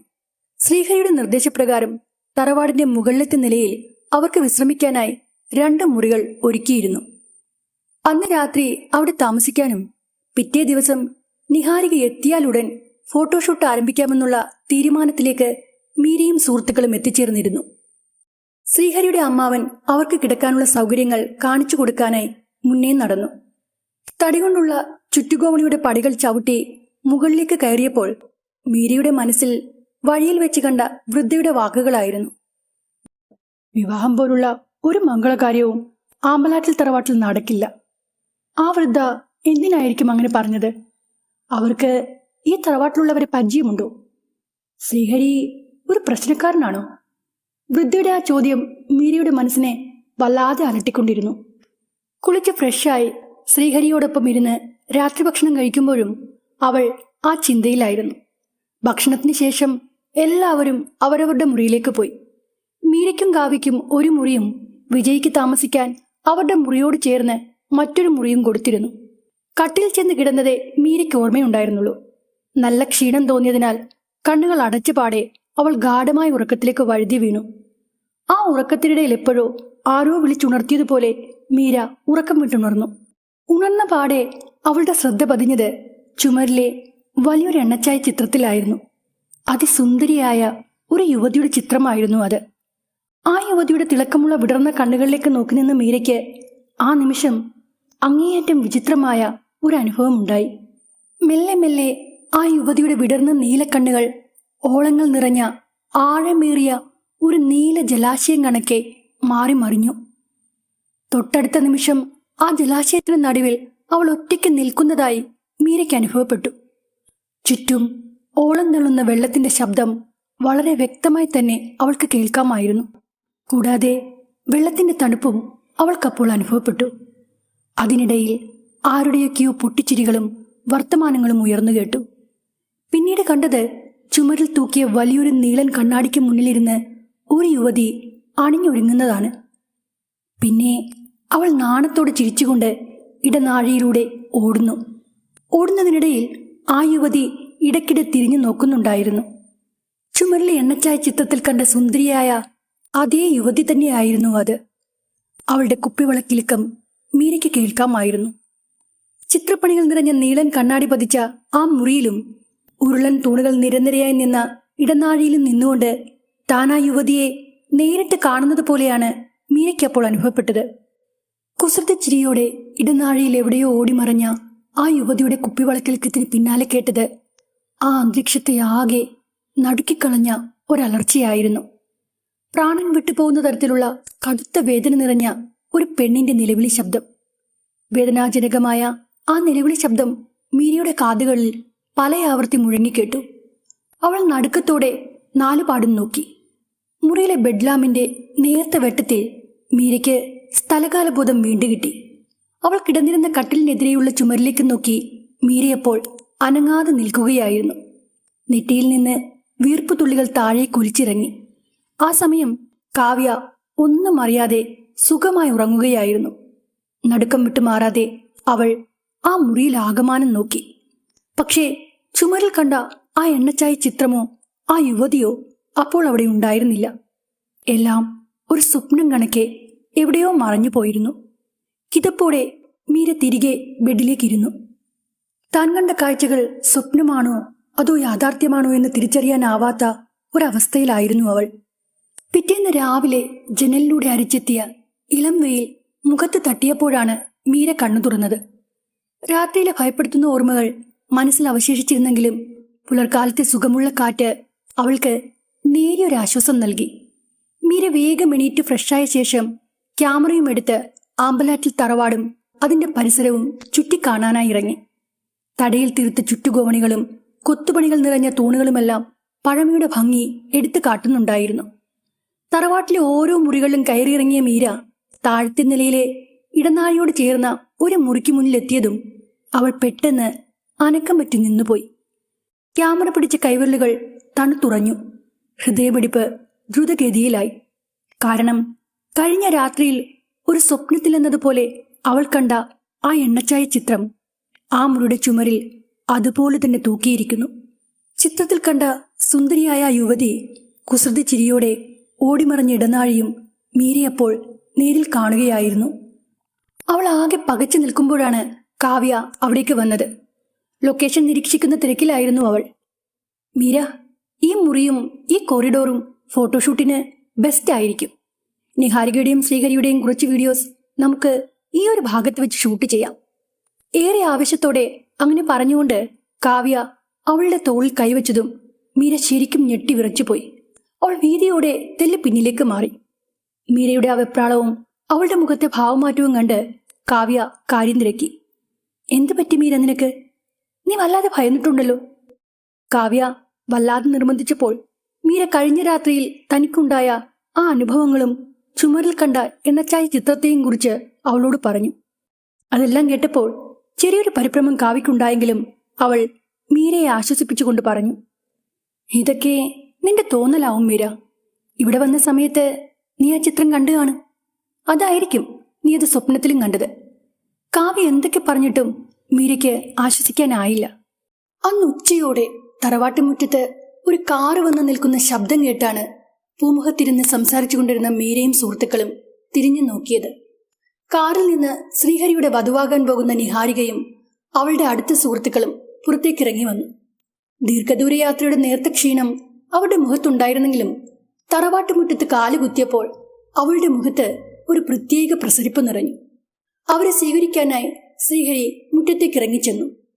പിന്നീട് അവരെയും കൂട്ടി പൂമുഖത്തേക്ക് കയറി വന്ന അവൻ നിഹാരികയെ മീരയ്ക്കും സുഹൃത്തുക്കൾക്കും പരിചയപ്പെടുത്തി. അവരെ സ്വീകരിക്കാനായി ശ്രീഹരി മുറ്റത്തേക്ക് ഇറങ്ങിച്ചെന്നു. പിന്നീട് അവരെയും കൂട്ടി പൂമുഖത്തേക്ക് കയറി വന്ന അവൻ നിഹാരികയെ മീരയ്ക്കും സുഹൃത്തുക്കൾക്കും പരിചയപ്പെടുത്തി. നിഹാരിക, ഇതാണ് മീര, ഞാൻ പറഞ്ഞ ഫോട്ടോഗ്രാഫർ. നിഹാരിക മനോഹരമായി പുഞ്ചിരിച്ചുകൊണ്ട് മീരയ്ക്ക് നേരെ കൈനീട്ടി. ഹലോ മീര, തന്നെക്കുറിച്ച് ശ്രീഹരി ഒരുപാട് പറഞ്ഞിട്ടുണ്ട്. നിങ്ങളുടെ വർക്കൊക്കെ ഞാൻ ഇൻസ്റ്റയിൽ കണ്ടിരുന്നു. Really great. മീര താങ്ക്സ് പറഞ്ഞുകൊണ്ട് ചെറുതായി ചിരിച്ചു. നിഹാരിക ചുറ്റുപാടും കണ്ണോടിച്ചുകൊണ്ട് പറഞ്ഞു, ഇതുപോലൊരു തറവാട്ടിൽ വെച്ച് എൻ്റെ വെഡ്ഡിംഗ് ഷൂട്ട് നടത്തണമെന്ന് എന്നെ വലിയൊരാഗ്രഹമായിരുന്നു. ഒടുവിൽ എൻ്റെ ഇഷ്ടം മനസ്സിലാക്കി ശ്രീഹരി ഈ തറവാട് തന്നെ സ്വന്തമാക്കി. മീര നിഹാരികയെ തന്നെ നോക്കുകയായിരുന്നു. അവളോട് സംസാരിച്ചപ്പോഴും അവളുടെ ആഹ്ലാദ പ്രകടനങ്ങൾ കണ്ടപ്പോഴും മീരയുടെ മനസ്സിലേക്ക് ഓടിയെത്തിയത് അന്ന് രാത്രിയിൽ വഴിയിൽ വെച്ച് കണ്ട ആ വൃദ്ധ പറഞ്ഞ വാക്കുകളായിരുന്നു. ഈ തറവാട്ടുമുറ്റത്ത് വെച്ച് വിവാഹം പോലുള്ള ഒരു മംഗളകാര്യവും നടക്കില്ല. എന്താ മീര, നീ എന്താ ആലോചിക്കുന്നത്? ഏയ് ഒന്നുമില്ല, നിഹാരിക വന്നതല്ലേ ഉള്ളൂ. നമുക്ക് വൈകുന്നേരത്തോടെ ഫസ്റ്റ് സെഷൻ സ്റ്റാർട്ട് ചെയ്യാം. ഉച്ച കഴിഞ്ഞതോടെ തറവാടിന്റെ അകത്തളങ്ങളിലേക്ക് സ്വർണ്ണ നിറമുള്ള വെയിൽ പാളി വീഴുന്നുണ്ടായിരുന്നു. വിജയും കാവ്യവും ചേർന്ന് താഴത്തെ നിലയിൽ ആ നീലൻ ഇടനാഴിയിൽ ഫ്ലഡ് ലൈറ്റുകളും റിഫ്ലക്ടറുകളും കൃത്യമായി സജ്ജീകരിച്ചു. വീതിയേറിയ തങ്കക്കസവിന്റെ സെറ്റെടുത്ത് ട്രഡീഷണൽ സ്റ്റൈലിലുള്ള ആഭരണങ്ങൾ അണിഞ്ഞ് നിഹാരികയും കസവുമുണ്ടും കുർത്തയുമിട്ട് ശ്രീഹരിയും ക്യാമറയ്ക്ക് മുന്നിലേക്ക് വന്നു. മീര തന്റെ ക്യാമറ കണ്ണുകളിലേക്ക് ചേർത്ത് പിടിച്ചു. വ്യൂ ഫൈൻഡറിലൂടെ അവൾ ഫ്രെയിം കൃത്യമായി ഒതുക്കി. കൊത്തുപണികൾ നിറഞ്ഞ ആ ഉരുളൻ തൂണുകൾക്ക് നടുവിൽ ബാക്ക്ഗ്രൗണ്ടിൽ ആ മുറിയും ചുമരിലെ എണ്ണച്ചായ ചിത്രവും വരുന്ന രീതിയിലാണ് അവൾ ആംഗിൾ സെറ്റ് ചെയ്തത്. ശ്രീഹരി നിഹാരികയുടെ കൈകൾ ചേർത്ത് പിടിച്ച് തൂണിലേക്ക് ചാരി നിൽക്കുന്ന ഒരു രംഗം ക്യാമറയിൽ പകർത്താനായി മീര തയ്യാറെടുക്കുകയായിരുന്നു. നിഹാരിക, just look at him and smile, അവൾ നിർദ്ദേശം നൽകി. ക്യാമറയുടെ ഷട്ടർ ശബ്ദങ്ങൾ ആ ഇടനാഴിയിലെ അന്തരീക്ഷത്തിൽ മുഴങ്ങി. വിജയ് ലൈറ്റിംഗ് അഡ്ജസ്റ്റ് ചെയ്തുകൊണ്ടിരുന്നു. എല്ലാം സാധാരണ പോലെ മുന്നോട്ട് പോയിക്കൊണ്ടിരുന്നു.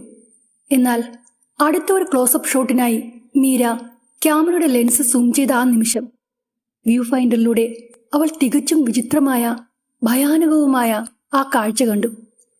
ആ ഇടനാഴിയുടെ ഇരുണ്ട കോണിന്റെ അങ്ങേ അറ്റത്ത് തറയിലായി ഒരാൾ അനക്കമറ്റ് കിടക്കുന്നു. എണ്ണച്ചായ ചിത്രത്തിൽ കണ്ട ആ യുവതി രക്തത്തിൽ കുളിച്ച് തറയിൽ കിടക്കുകയാണ്. അവളുടെ കണ്ണുകൾ തുറന്ന് നാവ് പുറത്തേക്ക് തള്ളിയ നിലയിലായിരുന്നു. പ്രാണൻ വിട്ടുപോയ ആ ശരീരത്തിൽ നിന്ന് ഒലിച്ചിറങ്ങിയ ചോര തിണ്ണയിലാകെ തളം കെട്ടി നിൽക്കുന്നു. ക്യാമറ കണ്ണിലൂടെ മീര വളരെ വ്യക്തമായി ആ കാഴ്ച കണ്ടു. അതുവരെ അനുഭവപ്പെടാത്ത ഒരുതരം മരവിപ്പ് ആ നിമിഷം മീരയുടെ ശരീരത്തിലൂടെ പാഞ്ഞുപോയി. തന്റെ ഹൃദയം നിലച്ചു പോകുമെന്ന് അവൾക്കപ്പോൾ തോന്നിപ്പോയി. നടുക്കത്തോടെ ക്യാമറ ലെൻസിൽ നിന്ന് നോട്ടം മാറ്റി അവൾ കണ്ണുകൾ തിരുമി നേരെ ഇടനാഴിയിലേക്ക് നോക്കി. പക്ഷേ തറയിൽ തളം കെട്ടി നിന്ന ചോരയോ വികൃതമായ ആ യുവതിയുടെ മൃതദേഹമോ അപ്പോൾ അവിടെ ഉണ്ടായിരുന്നില്ല. കൈകൾ കോർത്തു പിടിച്ചുകൊണ്ട് മീര പറഞ്ഞതുപോലെ ആ തൂണിൽ ചാരി നിൽക്കുകയാണ് നിഹാരികയും ശ്രീഹരിയും. അവരുടെ തൊട്ടടുത്ത് ലൈറ്റുമായി വിജയും നിൽപ്പുണ്ട്. അവരല്ലാതെ ആ ഇടനാഴിയിൽ മറ്റാരും തന്നെ ഉണ്ടായിരുന്നില്ല. മീരയുടെ ശരീരം വിറകൊണ്ടു. അവളുടെ കൈകളിൽ നിന്ന് താഴേക്ക് വീഴാൻ പോയ ക്യാമറ കണ്ടതും കാവ്യ അവളെ താങ്ങി. അവളുടെ വിയർപ്പ് പൊടിഞ്ഞ നെറ്റിത്തടവും മുഖത്തെ വെപ്രാളവും കണ്ട് ശ്രീഹരിയും നിഹാരികയും ഫ്രെയിമിൽ നിന്ന് മാറി തിടുക്കത്തിൽ അവളുടെ അരികിലേക്ക് വന്നു. മീരയുടെ ആ അവസ്ഥ കണ്ട് അന്ന് വൈകുന്നേരത്തെ ഫോട്ടോഷൂട്ട് ശ്രീഹരിയുടെ നിർദ്ദേശപ്രകാരം താൽക്കാലികമായി നിർത്തിവെച്ചു. രാത്രി ഭക്ഷണം കഴിച്ചു കഴിഞ്ഞ് കിടന്നപ്പോഴും അവൾ ആകെ അസ്വസ്ഥയായിരുന്നു. ഉറക്കമില്ലാതെ തിരിഞ്ഞും മറിഞ്ഞും കിടന്ന മീര ഒടുവിൽ അർദ്ധരാത്രി കഴിഞ്ഞപ്പോഴാണ് ഒന്നുറങ്ങിയത്.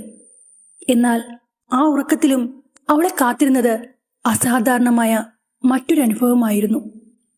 കുരുത്തോലുകൾ കൊണ്ട് അലങ്കരിച്ച ആമ്പലാറ്റിൽ തറവാട് ദീപപ്രഭയാൽ കുളിച്ചു നിൽക്കുന്നു.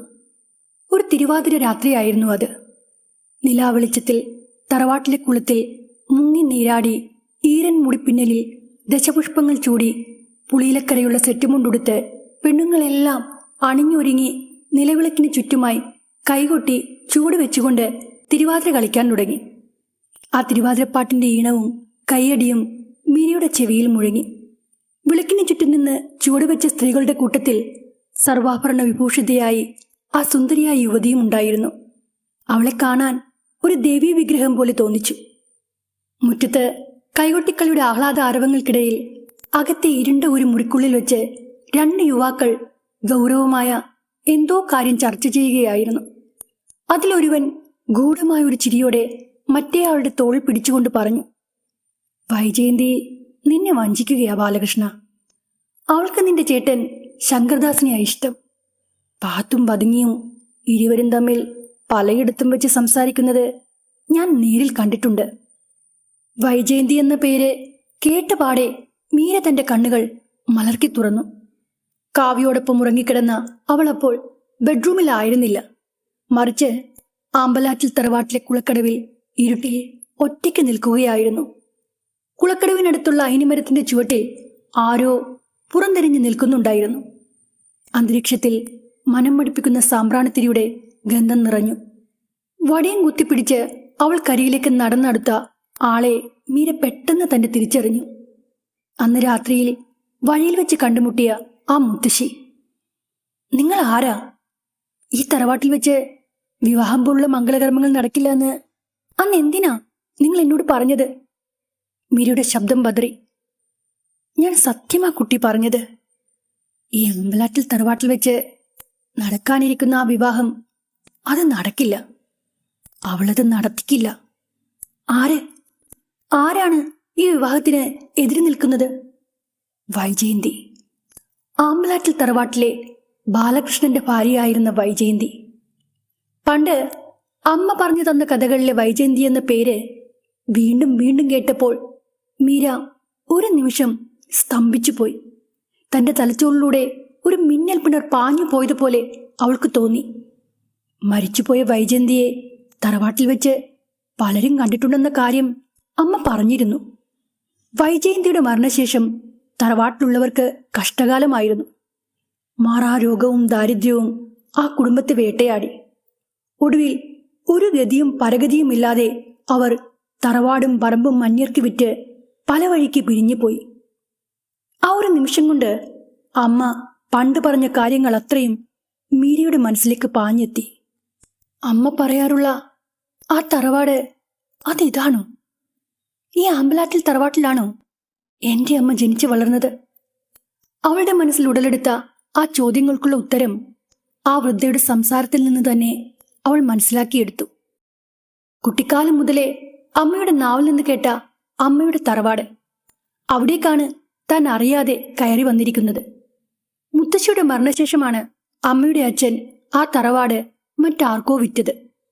കൂട്ടുകുടുംബമായിരുന്നതിനാൽ തറവാട് വിറ്റ് കിട്ടിയ തുക പലർക്കായി പങ്കുവെക്കേണ്ടതായി വന്നു. കിട്ടിയ കാശും വാങ്ങിച്ച് എല്ലാവരും എങ്ങോട്ടേക്കോ പോയി. ആരും ആരെയും അന്വേഷിച്ചില്ല. 10-12 വയസ്സുള്ളപ്പോഴാണ് അമ്മയും കുടുംബവും തൃശ്ശൂരിൽ വന്ന് താമസം തുടങ്ങിയത്. 19-ാം വയസ്സിൽ അമ്മയുടെ കല്യാണം നടന്നു. സ്ത്രീധനമായി പലതും കൊടുക്കാമെന്ന ഉറപ്പിന്മേലാണ് ജീപ്പ് ഡ്രൈവറായ അച്ഛൻ അമ്മയെ വിവാഹം കഴിച്ച് ഇടുക്കിയിൽ താമസമാക്കിയത്. പക്ഷേ അമ്മയുടെ അച്ഛന് പറഞ്ഞ വാക്ക് പാലിക്കാൻ കഴിഞ്ഞില്ല. അതിന്റെ പേരിൽ അമ്മ ഒരുപാട് അനുഭവിച്ചു. ആ സമയം വീശിയ തണുപ്പം കാറ്റിൽ മിരിയുടെ ദേഹം വിറച്ചു. വൃദ്ധ വടിയും കുത്തിപ്പിടിച്ച് അപ്പോഴും അവളുടെ അരികിൽ തന്നെ നിൽക്കുകയായിരുന്നു. ഉത്തരം കിട്ടാത്ത ഒരുപാട് ചോദ്യങ്ങൾ ഇപ്പോഴും നിന്റെ മനസ്സിലില്ലേ? അതിനെല്ലാം ഇവിടെ നിന്ന്, ഈ മണ്ണിൽ നിന്ന് തന്നെ നിനക്ക് ഉത്തരം ലഭിക്കും. ബാലകൃഷ്ണൻ വൈജയന്തിയെ കെട്ടിയതോടെ അവന്റെ രാജയോഗം തെളിഞ്ഞുവെന്ന് നാട്ടുകാരുടെ വർത്തമാനം സ്വന്തം വീട്ടുകാരുടെ നാവിൽ നിന്നുകൂടി കേട്ടപ്പോൾ ബാലകൃഷ്ണന്റെ ജ്യേഷ്ഠനായ ശങ്കർദാസിന് അത് സഹിക്കാനായില്ല. ആ നാട്ടിലെ തന്നെ പേര് കേട്ട ഒരു നാട്ടുപ്രമാണിയുടെ ഏക മകളായ വൈജയന്തിയാണ് ബാലകൃഷ്ണന്റെ ഭാര്യയായി ആമ്പലാട്ടിൽ തറവാട്ടിലേക്ക് കയറി വന്നിരിക്കുന്നത്. നാടുനീളെ പാടശേഖരങ്ങളും കൈ നിറയെ പണവുമുള്ള ആ പ്രമാണിയുടെ മരണശേഷം ആ വലിയ സ്വത്തുവകകൾക്ക് തന്റെ അനുജൻ ഉടമയാകുമെന്നുള്ള അറിവ് ശങ്കർദാസിന്റെ മനസ്സിനെ സദാസമയവും നീട്ടിക്കൊണ്ടിരുന്നു. വൃദ്ധയുടെ സംസാരം മീരയുടെ ചെവിയിൽ മുഴങ്ങിക്കൊണ്ടിരിക്കെ ഒരു ചില്ലുപാളിക്കപ്പുറം എന്നതുപോലെ അവളുടെ കൺമുന്നിൽ ചില കാഴ്ചകൾ മെല്ലെ മെല്ലെ തെളിഞ്ഞു വന്നു. വൈജയന്തി പെണ്ണ് കാണാൻ ചെന്നത് ഞാനാണെങ്കിലും അവൾക്കിഷ്ടമായത് സംഗീത കച്ചേരിക്ക് പോകുന്ന എന്റെ അനുജൻ ബാലകൃഷ്ണനെയാണ്. വലിയ നാട്ടുപ്രമാണിയുടെ ഏക മകളല്ലേ, അവളുടെ ആഗ്രഹത്തിനായിരുന്നു മുൻതൂക്കം. വാതിൽപ്പടിയോളം വന്നെത്തിയ മഹാലക്ഷ്മിയെ ആരാ പറഞ്ഞയക്കുക? വൈജയന്തിക്ക് ബാലകൃഷ്ണനെയാണ് ഇഷ്ടമായതെങ്കിൽ അവരുടെ വിവാഹമങ്ങ് നടക്കട്ടെ. തറവാട്ടിലെ കാരണവന്മാരുടെ തീരുമാനത്തിന് ബാലകൃഷ്ണൻ യാതൊരു എതിർപ്പും പറഞ്ഞില്ല. പക്ഷേ എന്റെ മനസ്സ് എത്രയേറെ വേദനിച്ചെന്ന് എനിക്കേ അറിയൂ. ആശിച്ചു മോഹിച്ച ഒന്ന് കൈവിട്ടു പോകുമ്പോൾ ഉണ്ടാവുന്ന സങ്കടം അത് സഹിക്കാൻ കഴിയില്ല. വൈജയന്തി എന്നെ കണ്ടിട്ടില്ലായിരുന്നെങ്കിലും ഞാൻ ഒരുപാട് തവണ മറഞ്ഞു നിന്ന് അവളെ കണ്ടിട്ടുണ്ട്. ഞാനവളെ എന്റെ ഭാര്യയായി സങ്കല്പിക്കുക പോലും ചെയ്തിട്ടുണ്ട്. വൈജയന്തി എന്റേതാകണമെന്ന് ഞാൻ ഒരുപാട് കൊതിച്ചതാ. അവളും ബാലകൃഷ്ണനുമായുള്ള വിവാഹം നടക്കാതിരിക്കാൻ ഞാൻ 18 അടവും പയറ്റി നോക്കി. പക്ഷേ ഫലം കണ്ടില്ല. അവളെ കെട്ടാൻ കഴിയാത്തതിനാൽ ഞാൻ വിവാഹം പോലും വേണ്ടെന്ന് വെച്ചു. വൈജയന്തി അവന്റെ ഭാര്യയായ സ്ഥിതിക്ക് ഇനി ഒന്നേ വഴിയുള്ളൂ. എന്റെ അനിയനാണെന്നൊന്നും നോക്കണ്ട. ആർക്കും ഒരു സംശയവും കൂടാതെ നമുക്ക് അവനെ തന്നെ ഇല്ലാതാക്കാം. ആമ്പലാറ്റിൽ തറവാട്ടിലെ ഇരുണ്ട ഒരു മുറിയിൽ രണ്ടുപേർ ചേർന്ന് പല പദ്ധതികളും തയ്യാറാക്കുകയായിരുന്നു. ശങ്കര, ബാലകൃഷ്ണനെ അങ്ങനെ ഒറ്റയടിക്ക് കൊന്നാൽ നിനക്കൊരു ചുക്കും കിട്ടാൻ പോണില്ല. വൈജയന്തിയെ പ്രാണനെ പോലെ സ്നേഹിക്കുന്ന അവളുടെ ഭർത്താവായ അവനെ അവളുടെ ശത്രുവാക്കണം. ബാലകൃഷ്ണനെ അവൾ അങ്ങേയറ്റം വെറുക്കണം. അവനെ വൈജയന്തി വെറുത്തു തുടങ്ങുമ്പോൾ സ്നേഹവും ആശ്വാസവുമായി നീ അവൾക്ക് തണലേകണം. അങ്ങനെ ഒടുക്കം നീ ആഗ്രഹിച്ചതുപോലെ തന്നെ അവൾ നിന്റേതാകും. അത് കേട്ടതും ശങ്കർദാസിന്റെ മുഖത്ത് കുടിലമായ ഒരു ചിരി വിരിഞ്ഞു. അയാൾ സുഹൃത്തിന്റെ തോൾ തട്ടിക്കൊണ്ട് പറഞ്ഞു, ബാഹുലയ, നീയാടാ എന്റെ യഥാർത്ഥ സുഹൃത്ത്. എന്റെ മനസ്സിന്റെ വേദന നിനക്ക് മനസ്സിലാക്കാൻ കഴിഞ്ഞു. എന്തിനും ഏതിനും ഞാൻ നിന്റെ കൂടെ ഉണ്ടാകും ശങ്കര. നീ വിഷമിക്കാതിരിക്കെ. ഞാൻ പറയുന്നത് പോലെ നീ നിന്ന് തന്നാൽ മതി. നിന്നെ ജയിപ്പിക്കേണ്ട കാര്യം ഞാൻ ഏറ്റു. ആ 2 പേർ തമ്മിൽ നടന്ന സംസാരത്തിന് പിന്നാലെ തന്നെ പിന്നെയും പല കാഴ്ചകൾ മീരയുടെ കൺമുന്നിൽ തെളിഞ്ഞു വന്നു. ശങ്കർദാസിന്റെ സുഹൃത്തായ ബാഹുലേയനും ബാലകൃഷ്ണനും ഒരു മേശയ്ക്കിരുവശവുമായിരിക്കുന്നു. മേശപ്പുറത്ത് ഒഴിഞ്ഞ 2 ഗ്ലാസുകളും മദ്യക്കുപ്പികളും ഇരിക്കുന്നുണ്ട്. നിറഞ്ഞു കവിഞ്ഞൊരു ചില്ല് ഗ്ലാസ് ബാലകൃഷ്ണന്റെ കയ്യിൽ പിടിപ്പിച്ചുകൊണ്ട് ബാഹുലേയൻ പറഞ്ഞു, നീ ശുദ്ധനാ ബാലകൃഷ്ണ. നിന്നോടിതെല്ലാം പറയാനും വയ്യ, പറയാതിരിക്കാനും വയ്യ. പക്ഷേ എന്റെ മുന്നിൽ ഇങ്ങനെ ഒരു ചതി നടക്കുമ്പോൾ ഞാൻ എങ്ങനെയാണടാ നിന്നോടിതെല്ലാം മറച്ചു വെക്കുക? നിന്റെ ചേട്ടൻ ശങ്കരൻ, അവൻ ചതിയനാ. നിന്നേക്കാളും മുമ്പേ വൈജയന്തിയെ അവൻ ഇഷ്ടപ്പെട്ടു തുടങ്ങിയതാ. അന്നവൾക്ക് അവനെ ഇഷ്ടമില്ലെന്ന് പറഞ്ഞെങ്കിലും ഇന്നവർ തമ്മിൽ അരുതാത്ത ബന്ധമുണ്ട്. ഞാനതിന് സാക്ഷിയാണ്. ഇന്ന് തറവാട്ടിൽ തിരുവാതിര ആഘോഷമല്ലേ? വൈജയന്തി നിന്റെ ചേട്ടൻ ശങ്കരനെ കാണാനായി കുളക്കടവിലെത്തും. ഞാൻ പറഞ്ഞതൊന്നും നിനക്ക് വിശ്വാസമില്ലെങ്കിൽ തറവാട്ടിൽ നടക്കുന്ന ആഘോഷങ്ങൾക്ക് മുന്നേ നിന്നെ ഞാനൊരു കൂട്ടം കാണിച്ചു തരാം. ബാലകൃഷ്ണൻ മറുത്തൊന്നും പറഞ്ഞില്ല. മദ്യലഹരിയിൽ ചുവന്നു തുടുത്ത അയാളുടെ കണ്ണുകൾ നിറഞ്ഞൊഴുകിയത് മുണ്ടിന്റെ തലപ്പിനാൽ ആരും കാണാതെ തുടച്ചുകൊണ്ട് അയാൾ ഇരുട്ടിലേക്ക് ഇറങ്ങി നടന്നു.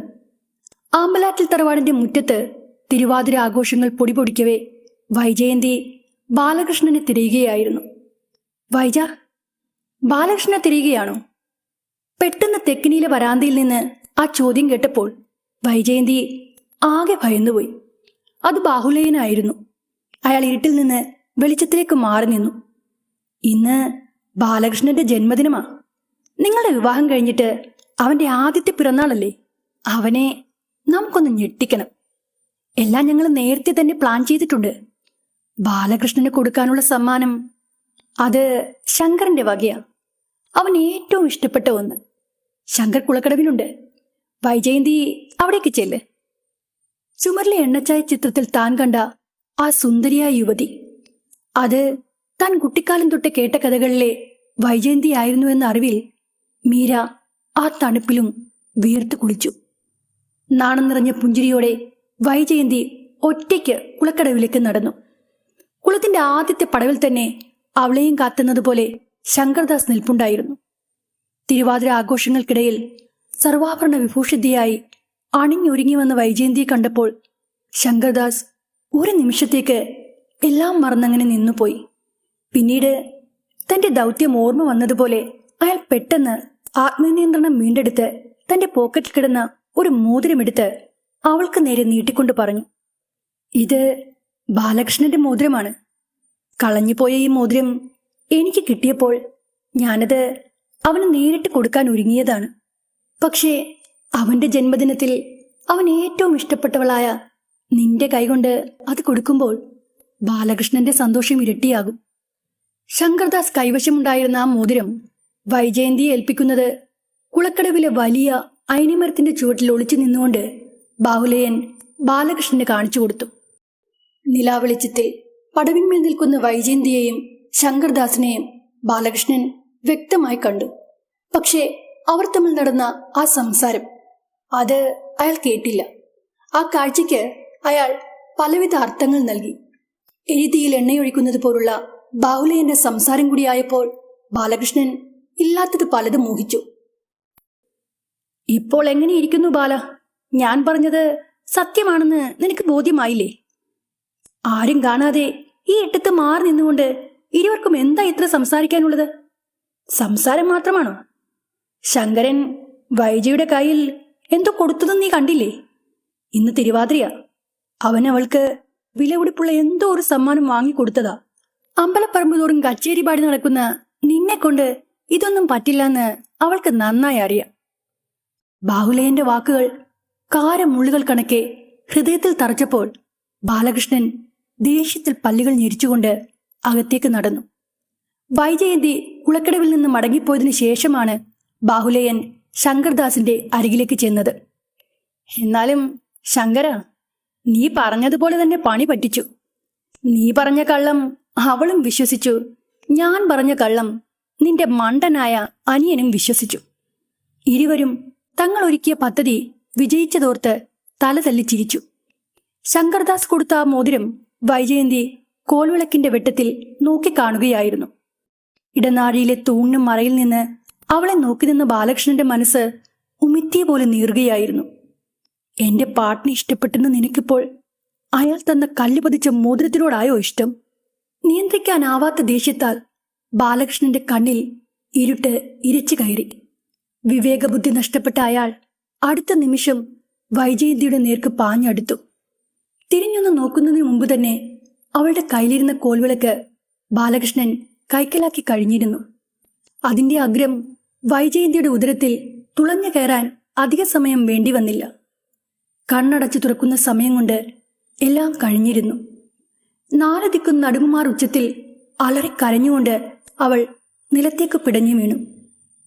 തന്നെ കുത്തിവീഴ്ത്തിയ ഭർത്താവിന്റെ കണ്ണുകളിലേക്ക് നോക്കിക്കിടക്കെ വൈജയന്തിയുടെ പ്രാണൻ പോയി.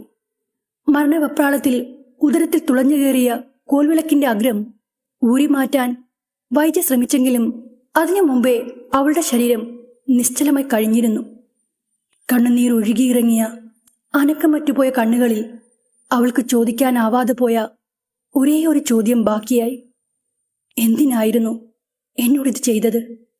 ആരൊക്കെയോ അവിടെ കൂടി വരുന്നത് കണ്ടതോടെ ബാലകൃഷ്ണൻ ഭയന്ന് വിറച്ച് അവിടെ നിന്ന് ഓടി മാറി. വൈജയന്തി എങ്ങനെയാണ് മരിച്ചതെന്ന് താൻ ഇപ്പോഴും അമ്മയോട് ചോദിച്ചിരുന്നു. അമ്മയ്ക്കറിയാത്ത ആ ചോദ്യത്തിനുള്ള ഉത്തരം തനിക്കിതാ ലഭിച്ചു കഴിഞ്ഞിരിക്കുന്നു. ഒരു നിമിഷത്തേക്ക് മീര അമ്മയെക്കുറിച്ച് ചിന്തിച്ചു പോയെങ്കിലും ആമ്പലാറ്റിൽ തറവാട്ടിലെ ഭൂതകാലം അവൾക്ക് മുന്നിൽ ഒരു സ്ഫടികപാളിക്കപ്പുറം എന്നതുപോലെ വീണ്ടും തെളിഞ്ഞു വന്നു. മരിച്ചുപോയ വൈജയന്തി ഒരു യക്ഷിയായി മാറിയെന്നാ മുത്തശ്ശി പറഞ്ഞത്. യക്ഷിയോ?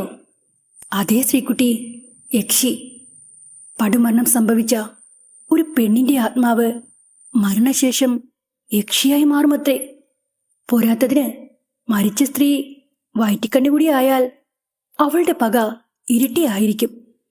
കനത്ത ഇരുട്ടിൽ അമ്മയുടെ വാക്കുകൾ മീരയുടെ ചെവിയിൽ മുഴങ്ങിക്കേൾക്കെ അവൾ അറിയാതെ ചോദിച്ചു പോയി, അപ്പോൾ വൈജയന്തി ഗർഭിണിയായിരുന്നു? അതെ.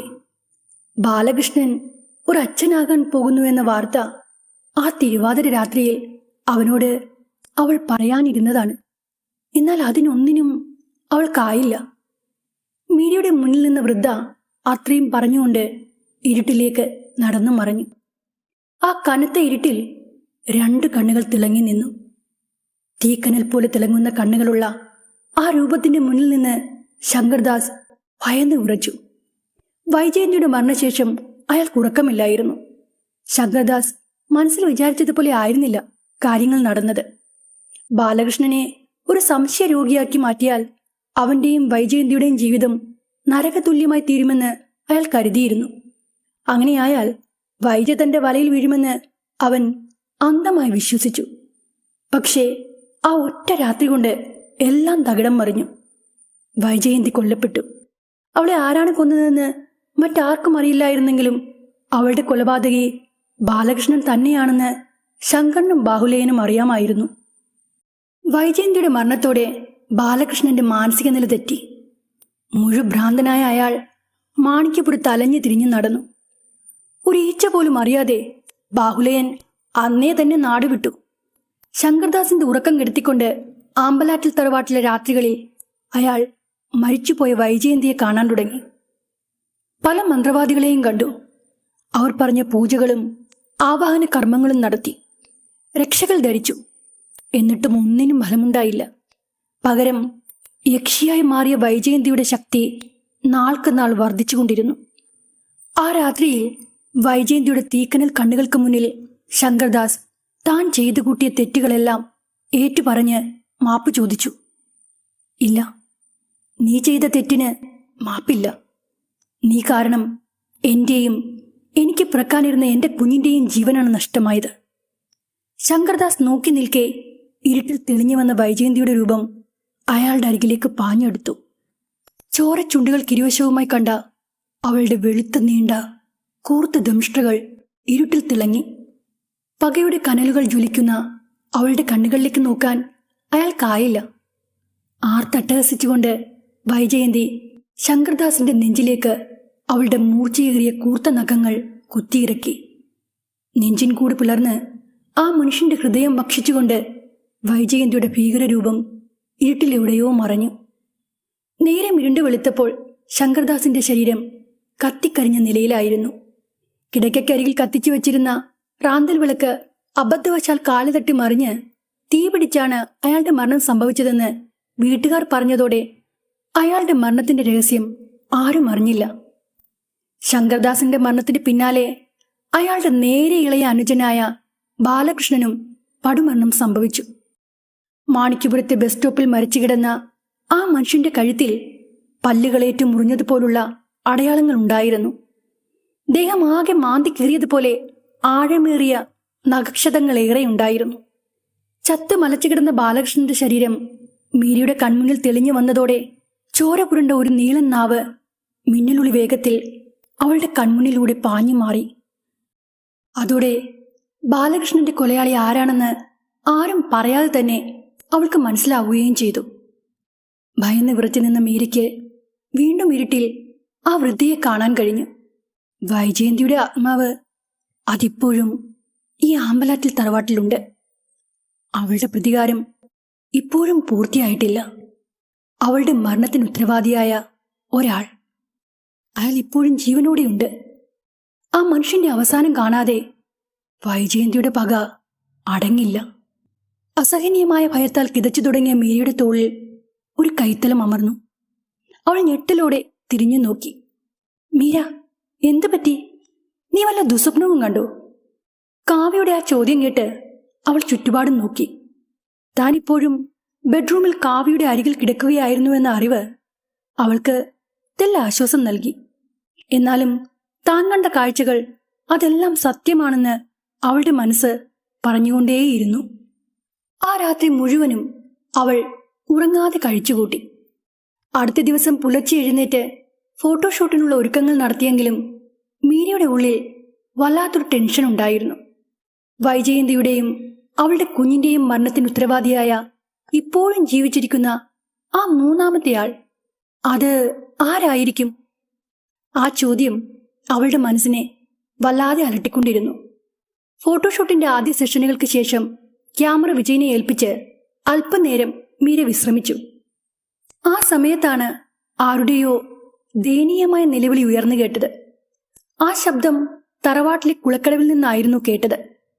മീര രണ്ടാമതൊന്നും ആലോചിക്കാതെ ബെഡ്റൂമിൽ നിന്ന് കുളക്കടവിലേക്ക് പാഞ്ഞു. അവിടെ എത്തിയ അവൾ ചോര മരവിപ്പിക്കുന്ന ഒരു കാഴ്ചയ്ക്ക് സാക്ഷിയായി. പായൽ നിറഞ്ഞ ആഴമേറിയ കുളത്തിലെ വെള്ളത്തിൽ ശ്രീഹരിയുടെ അമ്മാവൻ മുങ്ങിത്താഴുകയായിരുന്നു. ഏതോ ഒരു അദൃശ്യശക്തി അയാളെ വെള്ളത്തിനടിയിലേക്ക് വലിച്ചു താഴ്ത്തുന്നത് പോലെ അയാൾ ആഴങ്ങളിലേക്ക് താഴ്ന്നു പോവുകയായിരുന്നു. മരണവെപ്രാളത്തിൽ ശ്വാസം കിട്ടാതെ പിടയുമ്പോഴും ആ മനുഷ്യൻ കുളക്കരയിലേക്ക് നോക്കി ഒരു ഭ്രാന്തനെ പോലെ പലതും വിളിച്ചു പറഞ്ഞുകൊണ്ടേയിരുന്നു. മരണവെപ്രാളത്തിൽ അയാൾ വിളിച്ചു പറഞ്ഞ വെളിപ്പെടുത്തലുകൾ കേട്ട നിമിഷം മീരയ്ക്ക് എല്ലാം വ്യക്തമായി. ശ്രീഹരിയുടെ അമ്മാവൻ, അയാൾ മറ്റാരുമല്ല, പണ്ട് ശങ്കർദാസിനൊപ്പം ചേർന്ന് വൈജയന്തിയുടെ ജീവിതം തകർത്ത് നാടുവിട്ടുപോയ ബാഹുലേയനായിരുന്നു. വൈജയന്തിയുടെയും ബാലകൃഷ്ണന്റെയും വിവാഹബന്ധം തകർക്കുന്നതിന് പിന്നിൽ അയാൾക്ക് പല കുടിലമായ ഉദ്ദേശങ്ങളും ഉണ്ടായിരുന്നു. ബാലകൃഷ്ണന്റെ നേരെ മൂത്ത ചേട്ടനായ ശങ്കർദാസിനെ സഹായിക്കുന്നതിന്റെ പേരിൽ വലിയൊരു തുക തന്നെ അയാളിൽ നിന്ന് കൈപ്പറ്റണമെന്ന് ബാഹുലേയൻ ആഗ്രഹിച്ചിരുന്നു. മാത്രവുമല്ല, ശങ്കർദാസ് വിരിക്കുന്ന വലയിൽ വൈജയന്തി വീണാൽ അവൾ അയാളുടെ ഭാര്യയാകുമെന്നും അതുവഴി വൈജയന്തിയുടെ വലിയ ഭൂസ്വത്തുക്കൾ ശങ്കർദാസിന് ലഭിക്കുമെന്നും അയാൾ മനസ്സിൽ കണക്കുകൂട്ടിയിരുന്നു. അങ്ങനെ സംഭവിച്ചാൽ അതിൽ നിന്ന് നല്ലൊരു പങ്ക് ചോദിച്ചു വാങ്ങാൻ തന്നെയായിരുന്നു ബാഹുലേയന്റെ തീരുമാനം. ഇനിയെങ്ങാനും ബാലകൃഷ്ണൻ ഇതിനെല്ലാം എതിര് നിന്നാൽ അവനെ തീർത്ത് കളയാൻ തന്നെ ഇരുവരും പദ്ധതിയിട്ടിരുന്നു. അയാൾ ചെയ്തു കൊടുക്കുന്ന ഉപകാരങ്ങൾക്ക് പകരമായി ആവശ്യപ്പെടുന്ന എന്ത് വേണമെങ്കിലും കൊടുക്കാമെന്ന് ശങ്കർദാസ് വാഗ്ദാനം ചെയ്തിട്ടുണ്ടായിരുന്നു. ഇനി അഥവാ ശങ്കർദാസ് നന്ദികേട് കാണിച്ചാൽ അയാളെ പൂട്ടാനുള്ള മുൻകരുതലും ബാഹുലേയൻ എടുത്തിരുന്നു. ശങ്കർദാസ് ചതിച്ചാൽ സംഭവിച്ച കാര്യങ്ങളെല്ലാം വൈജയന്തിയോട് വള്ളി പുള്ളി തെറ്റാതെ പറയാനും അയാൾ തീരുമാനിച്ചിരുന്നതാണ്. എല്ലാം ഭംഗിയായി പൂർത്തിയായാൽ ആമ്പലാറ്റിൽ തറവാടിനോട് ചേർന്ന് കിടക്കുന്ന ഒരേക്കർ പറമ്പ് ബാഹുലേയന്റെ പേരിൽ എഴുതി കൊടുക്കാമെന്ന് വരെ അന്ന് ശങ്കർദാസ് ഏറ്റിരുന്നതാണ്. പക്ഷേ എല്ലാ പദ്ധതികളും പാളിപ്പോയി. മദ്യലഹരിയിൽ വിവേകബുദ്ധി നഷ്ടപ്പെട്ട ബാലകൃഷ്ണൻ വൈജയന്തിയെ കൊന്നതോടെ കാര്യങ്ങളെല്ലാം കൈവിട്ടുപോയി. ബാലകൃഷ്ണന്റെ മനസ്സിൽ സംശയത്തിന്റെ വിത്ത് പാകി അവരെ തമ്മിൽ അകറ്റിയാൽ പിന്നീട് രക്ഷകനായി ചെല്ലുന്ന ശങ്കർദാസിന് വൈജയന്തിയുടെ മനസ്സിൽ കയറിക്കൂടാമെന്നാണ് ഇരുവരും സ്വപ്നം കണ്ടിരുന്നത്.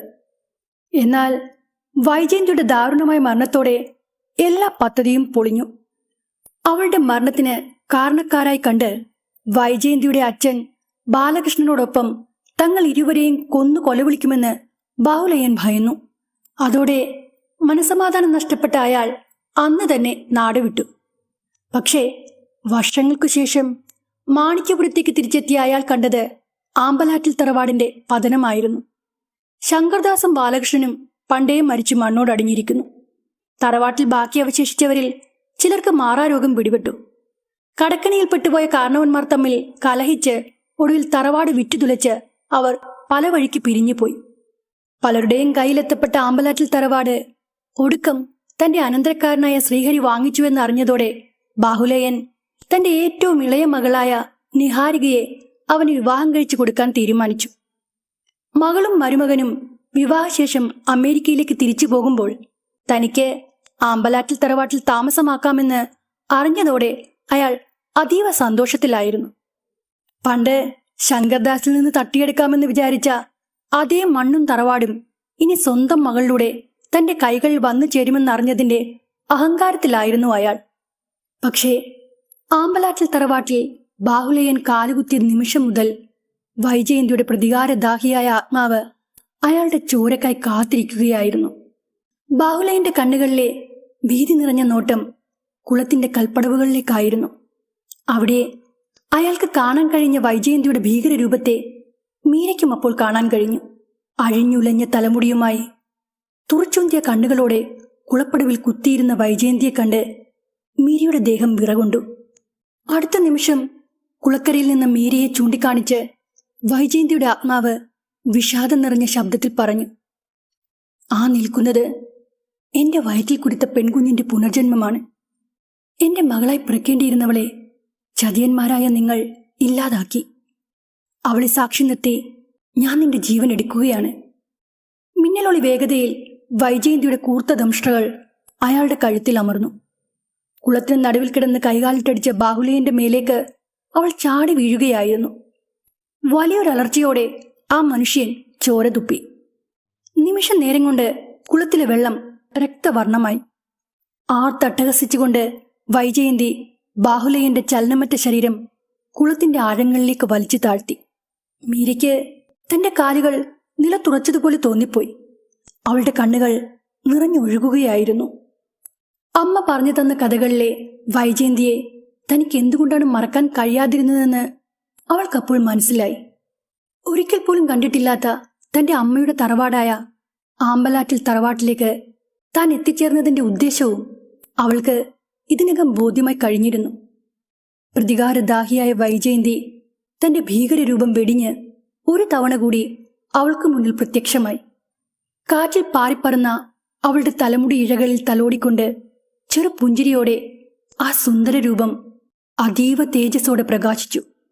അവസാനം ഒരു പൊട്ടു പ്രകാശം കണക്കെ അത് സൂര്യപ്രകാശത്തിൽ അലിഞ്ഞു ചേർന്നു. മീര കണ്ണീർ തുടച്ചുകൊണ്ട് തറവാട്ടിലേക്ക് തിരിച്ചു നടന്നു.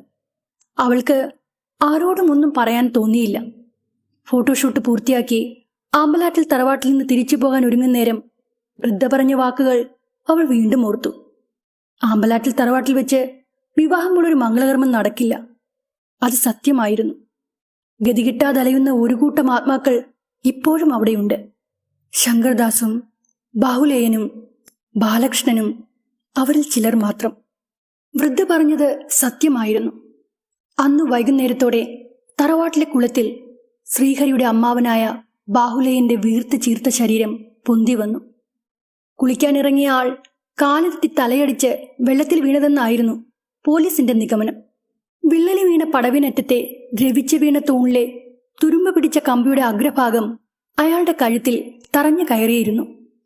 പായല് പിടിച്ച പടിക്കെട്ടിൽ ചവിട്ടിയപ്പോൾ തെന്നി വീണതിനിടയിൽ ഇരുമ്പുതണ്ട് കഴുത്തിൽ കുത്തിക്കയറിയതാകാനാണ് സാധ്യത. പോലീസുകാരുടെ അകമ്പടിയോടെ അയാളുടെ മൃതദേഹം ആംബുലൻസിൽ കയറ്റിയ പാടെ ശ്രീഹരിയും നിഹാരികയും അവരുടെ കുടുംബവും ആ ആംബുലൻസിന് പിന്നാലെ യാത്രയായി. പോകും മുമ്പ് ശ്രീഹരിയുടെ അച്ഛൻ പറഞ്ഞ സംസാരത്തിൽ നിന്ന് അവന്റെ വിവാഹം ആ തറവാട്ടിൽ വെച്ച് നടക്കില്ലെന്ന് മീരയ്ക്ക് ഉറപ്പായി. പടുമണ്ണങ്ങൾ പലതും നടന്ന തറവാടായത്. ദാ ഇപ്പോൾ അമ്മാവനും. ഈ മുറ്റത്ത് വെച്ച് ഒരു ശുഭകാര്യവും നടക്കില്ല. ശ്രീഹരിയുടെ കാറിന് പിന്നാലെ തന്നെ വിജയുടെ കാറിൽ കാവ്യയും മീരയും വീട്ടിലേക്ക് യാത്ര തിരിച്ചു. എറണാകുളത്തെ വീടിന് മുന്നിൽ വന്നിറങ്ങുമ്പോൾ മീരയുടെ അമ്മ അവളെ കാത്തു നിൽക്കുന്നുണ്ടായിരുന്നു. അവൾ വൈകിയതിൽ അവർ പരിഭവം പ്രകടിപ്പിച്ചു. മീരയ്ക്ക് പറയാൻ ഒരുപാട് കാര്യങ്ങൾ ഉണ്ടായിരുന്നു. അന്ന് രാത്രിയിൽ അവൾ തന്റെ അമ്മയോട് ആമ്പലാറ്റിൽ തറവാട്ടിൽ ചെന്നെത്തിയ കാര്യവും തനിക്ക് അവിടെ വെച്ചുണ്ടായ അനുഭവങ്ങളും വിവരിച്ചു. അത്ഭുതവും അതിലുപരി ഭയവും തോന്നിയ അവളുടെ അമ്മ അവളെ അന്നേവരും കാണിക്കാതിരുന്ന അവരുടെ ഒരു പഴയ ഫാമിലി ഫോട്ടോ എടുത്ത് കാണിച്ചു. അലമാരയുടെ ഏറ്റവും താഴത്തെ തട്ടിലിരുന്ന ആ പഴയ ബ്ലാക്ക് ആൻഡ് വൈറ്റ് ഫോട്ടോയുടെ നിറം മങ്ങിയിരുന്നു. എങ്കിലും ആ ഫോട്ടോയിൽ കണ്ട മുഖങ്ങൾ മീര തിരിച്ചറിഞ്ഞു. ബാലകൃഷ്ണൻ, ശങ്കർദാസ്, പിന്നെ കുട്ടിയായിരുന്ന അമ്മയെ ചേർത്ത് പിടിച്ചു നിന്ന മുത്തശ്ശി. മാണിക്യപുരത്തെ ബസ് സ്റ്റോപ്പിൽ നിന്ന് തന്നെ തറവാട്ടിലേക്ക് വഴികാട്ടിയത് ആ മുത്തശ്ശിയായിരുന്നു എന്ന് അവൾ തിരിച്ചറിഞ്ഞു. ആ മുത്തശ്ശിയുടെ ആത്മാവ് തന്റെ കാവൽ മാലാഖയാണെന്ന് മീര തിരിച്ചറിഞ്ഞ നിമിഷങ്ങളായിരുന്നു അത്. ഈ കഥ ഇവിടെ അവസാനിക്കുകയാണ്. കഥയെക്കുറിച്ചുള്ള നിങ്ങളുടെ അഭിപ്രായങ്ങൾ എന്നെ അറിയിക്കണേ. എന്നാൽ മറ്റൊരു കഥയുമായി വരുന്നതുവരേക്കും ബൈ.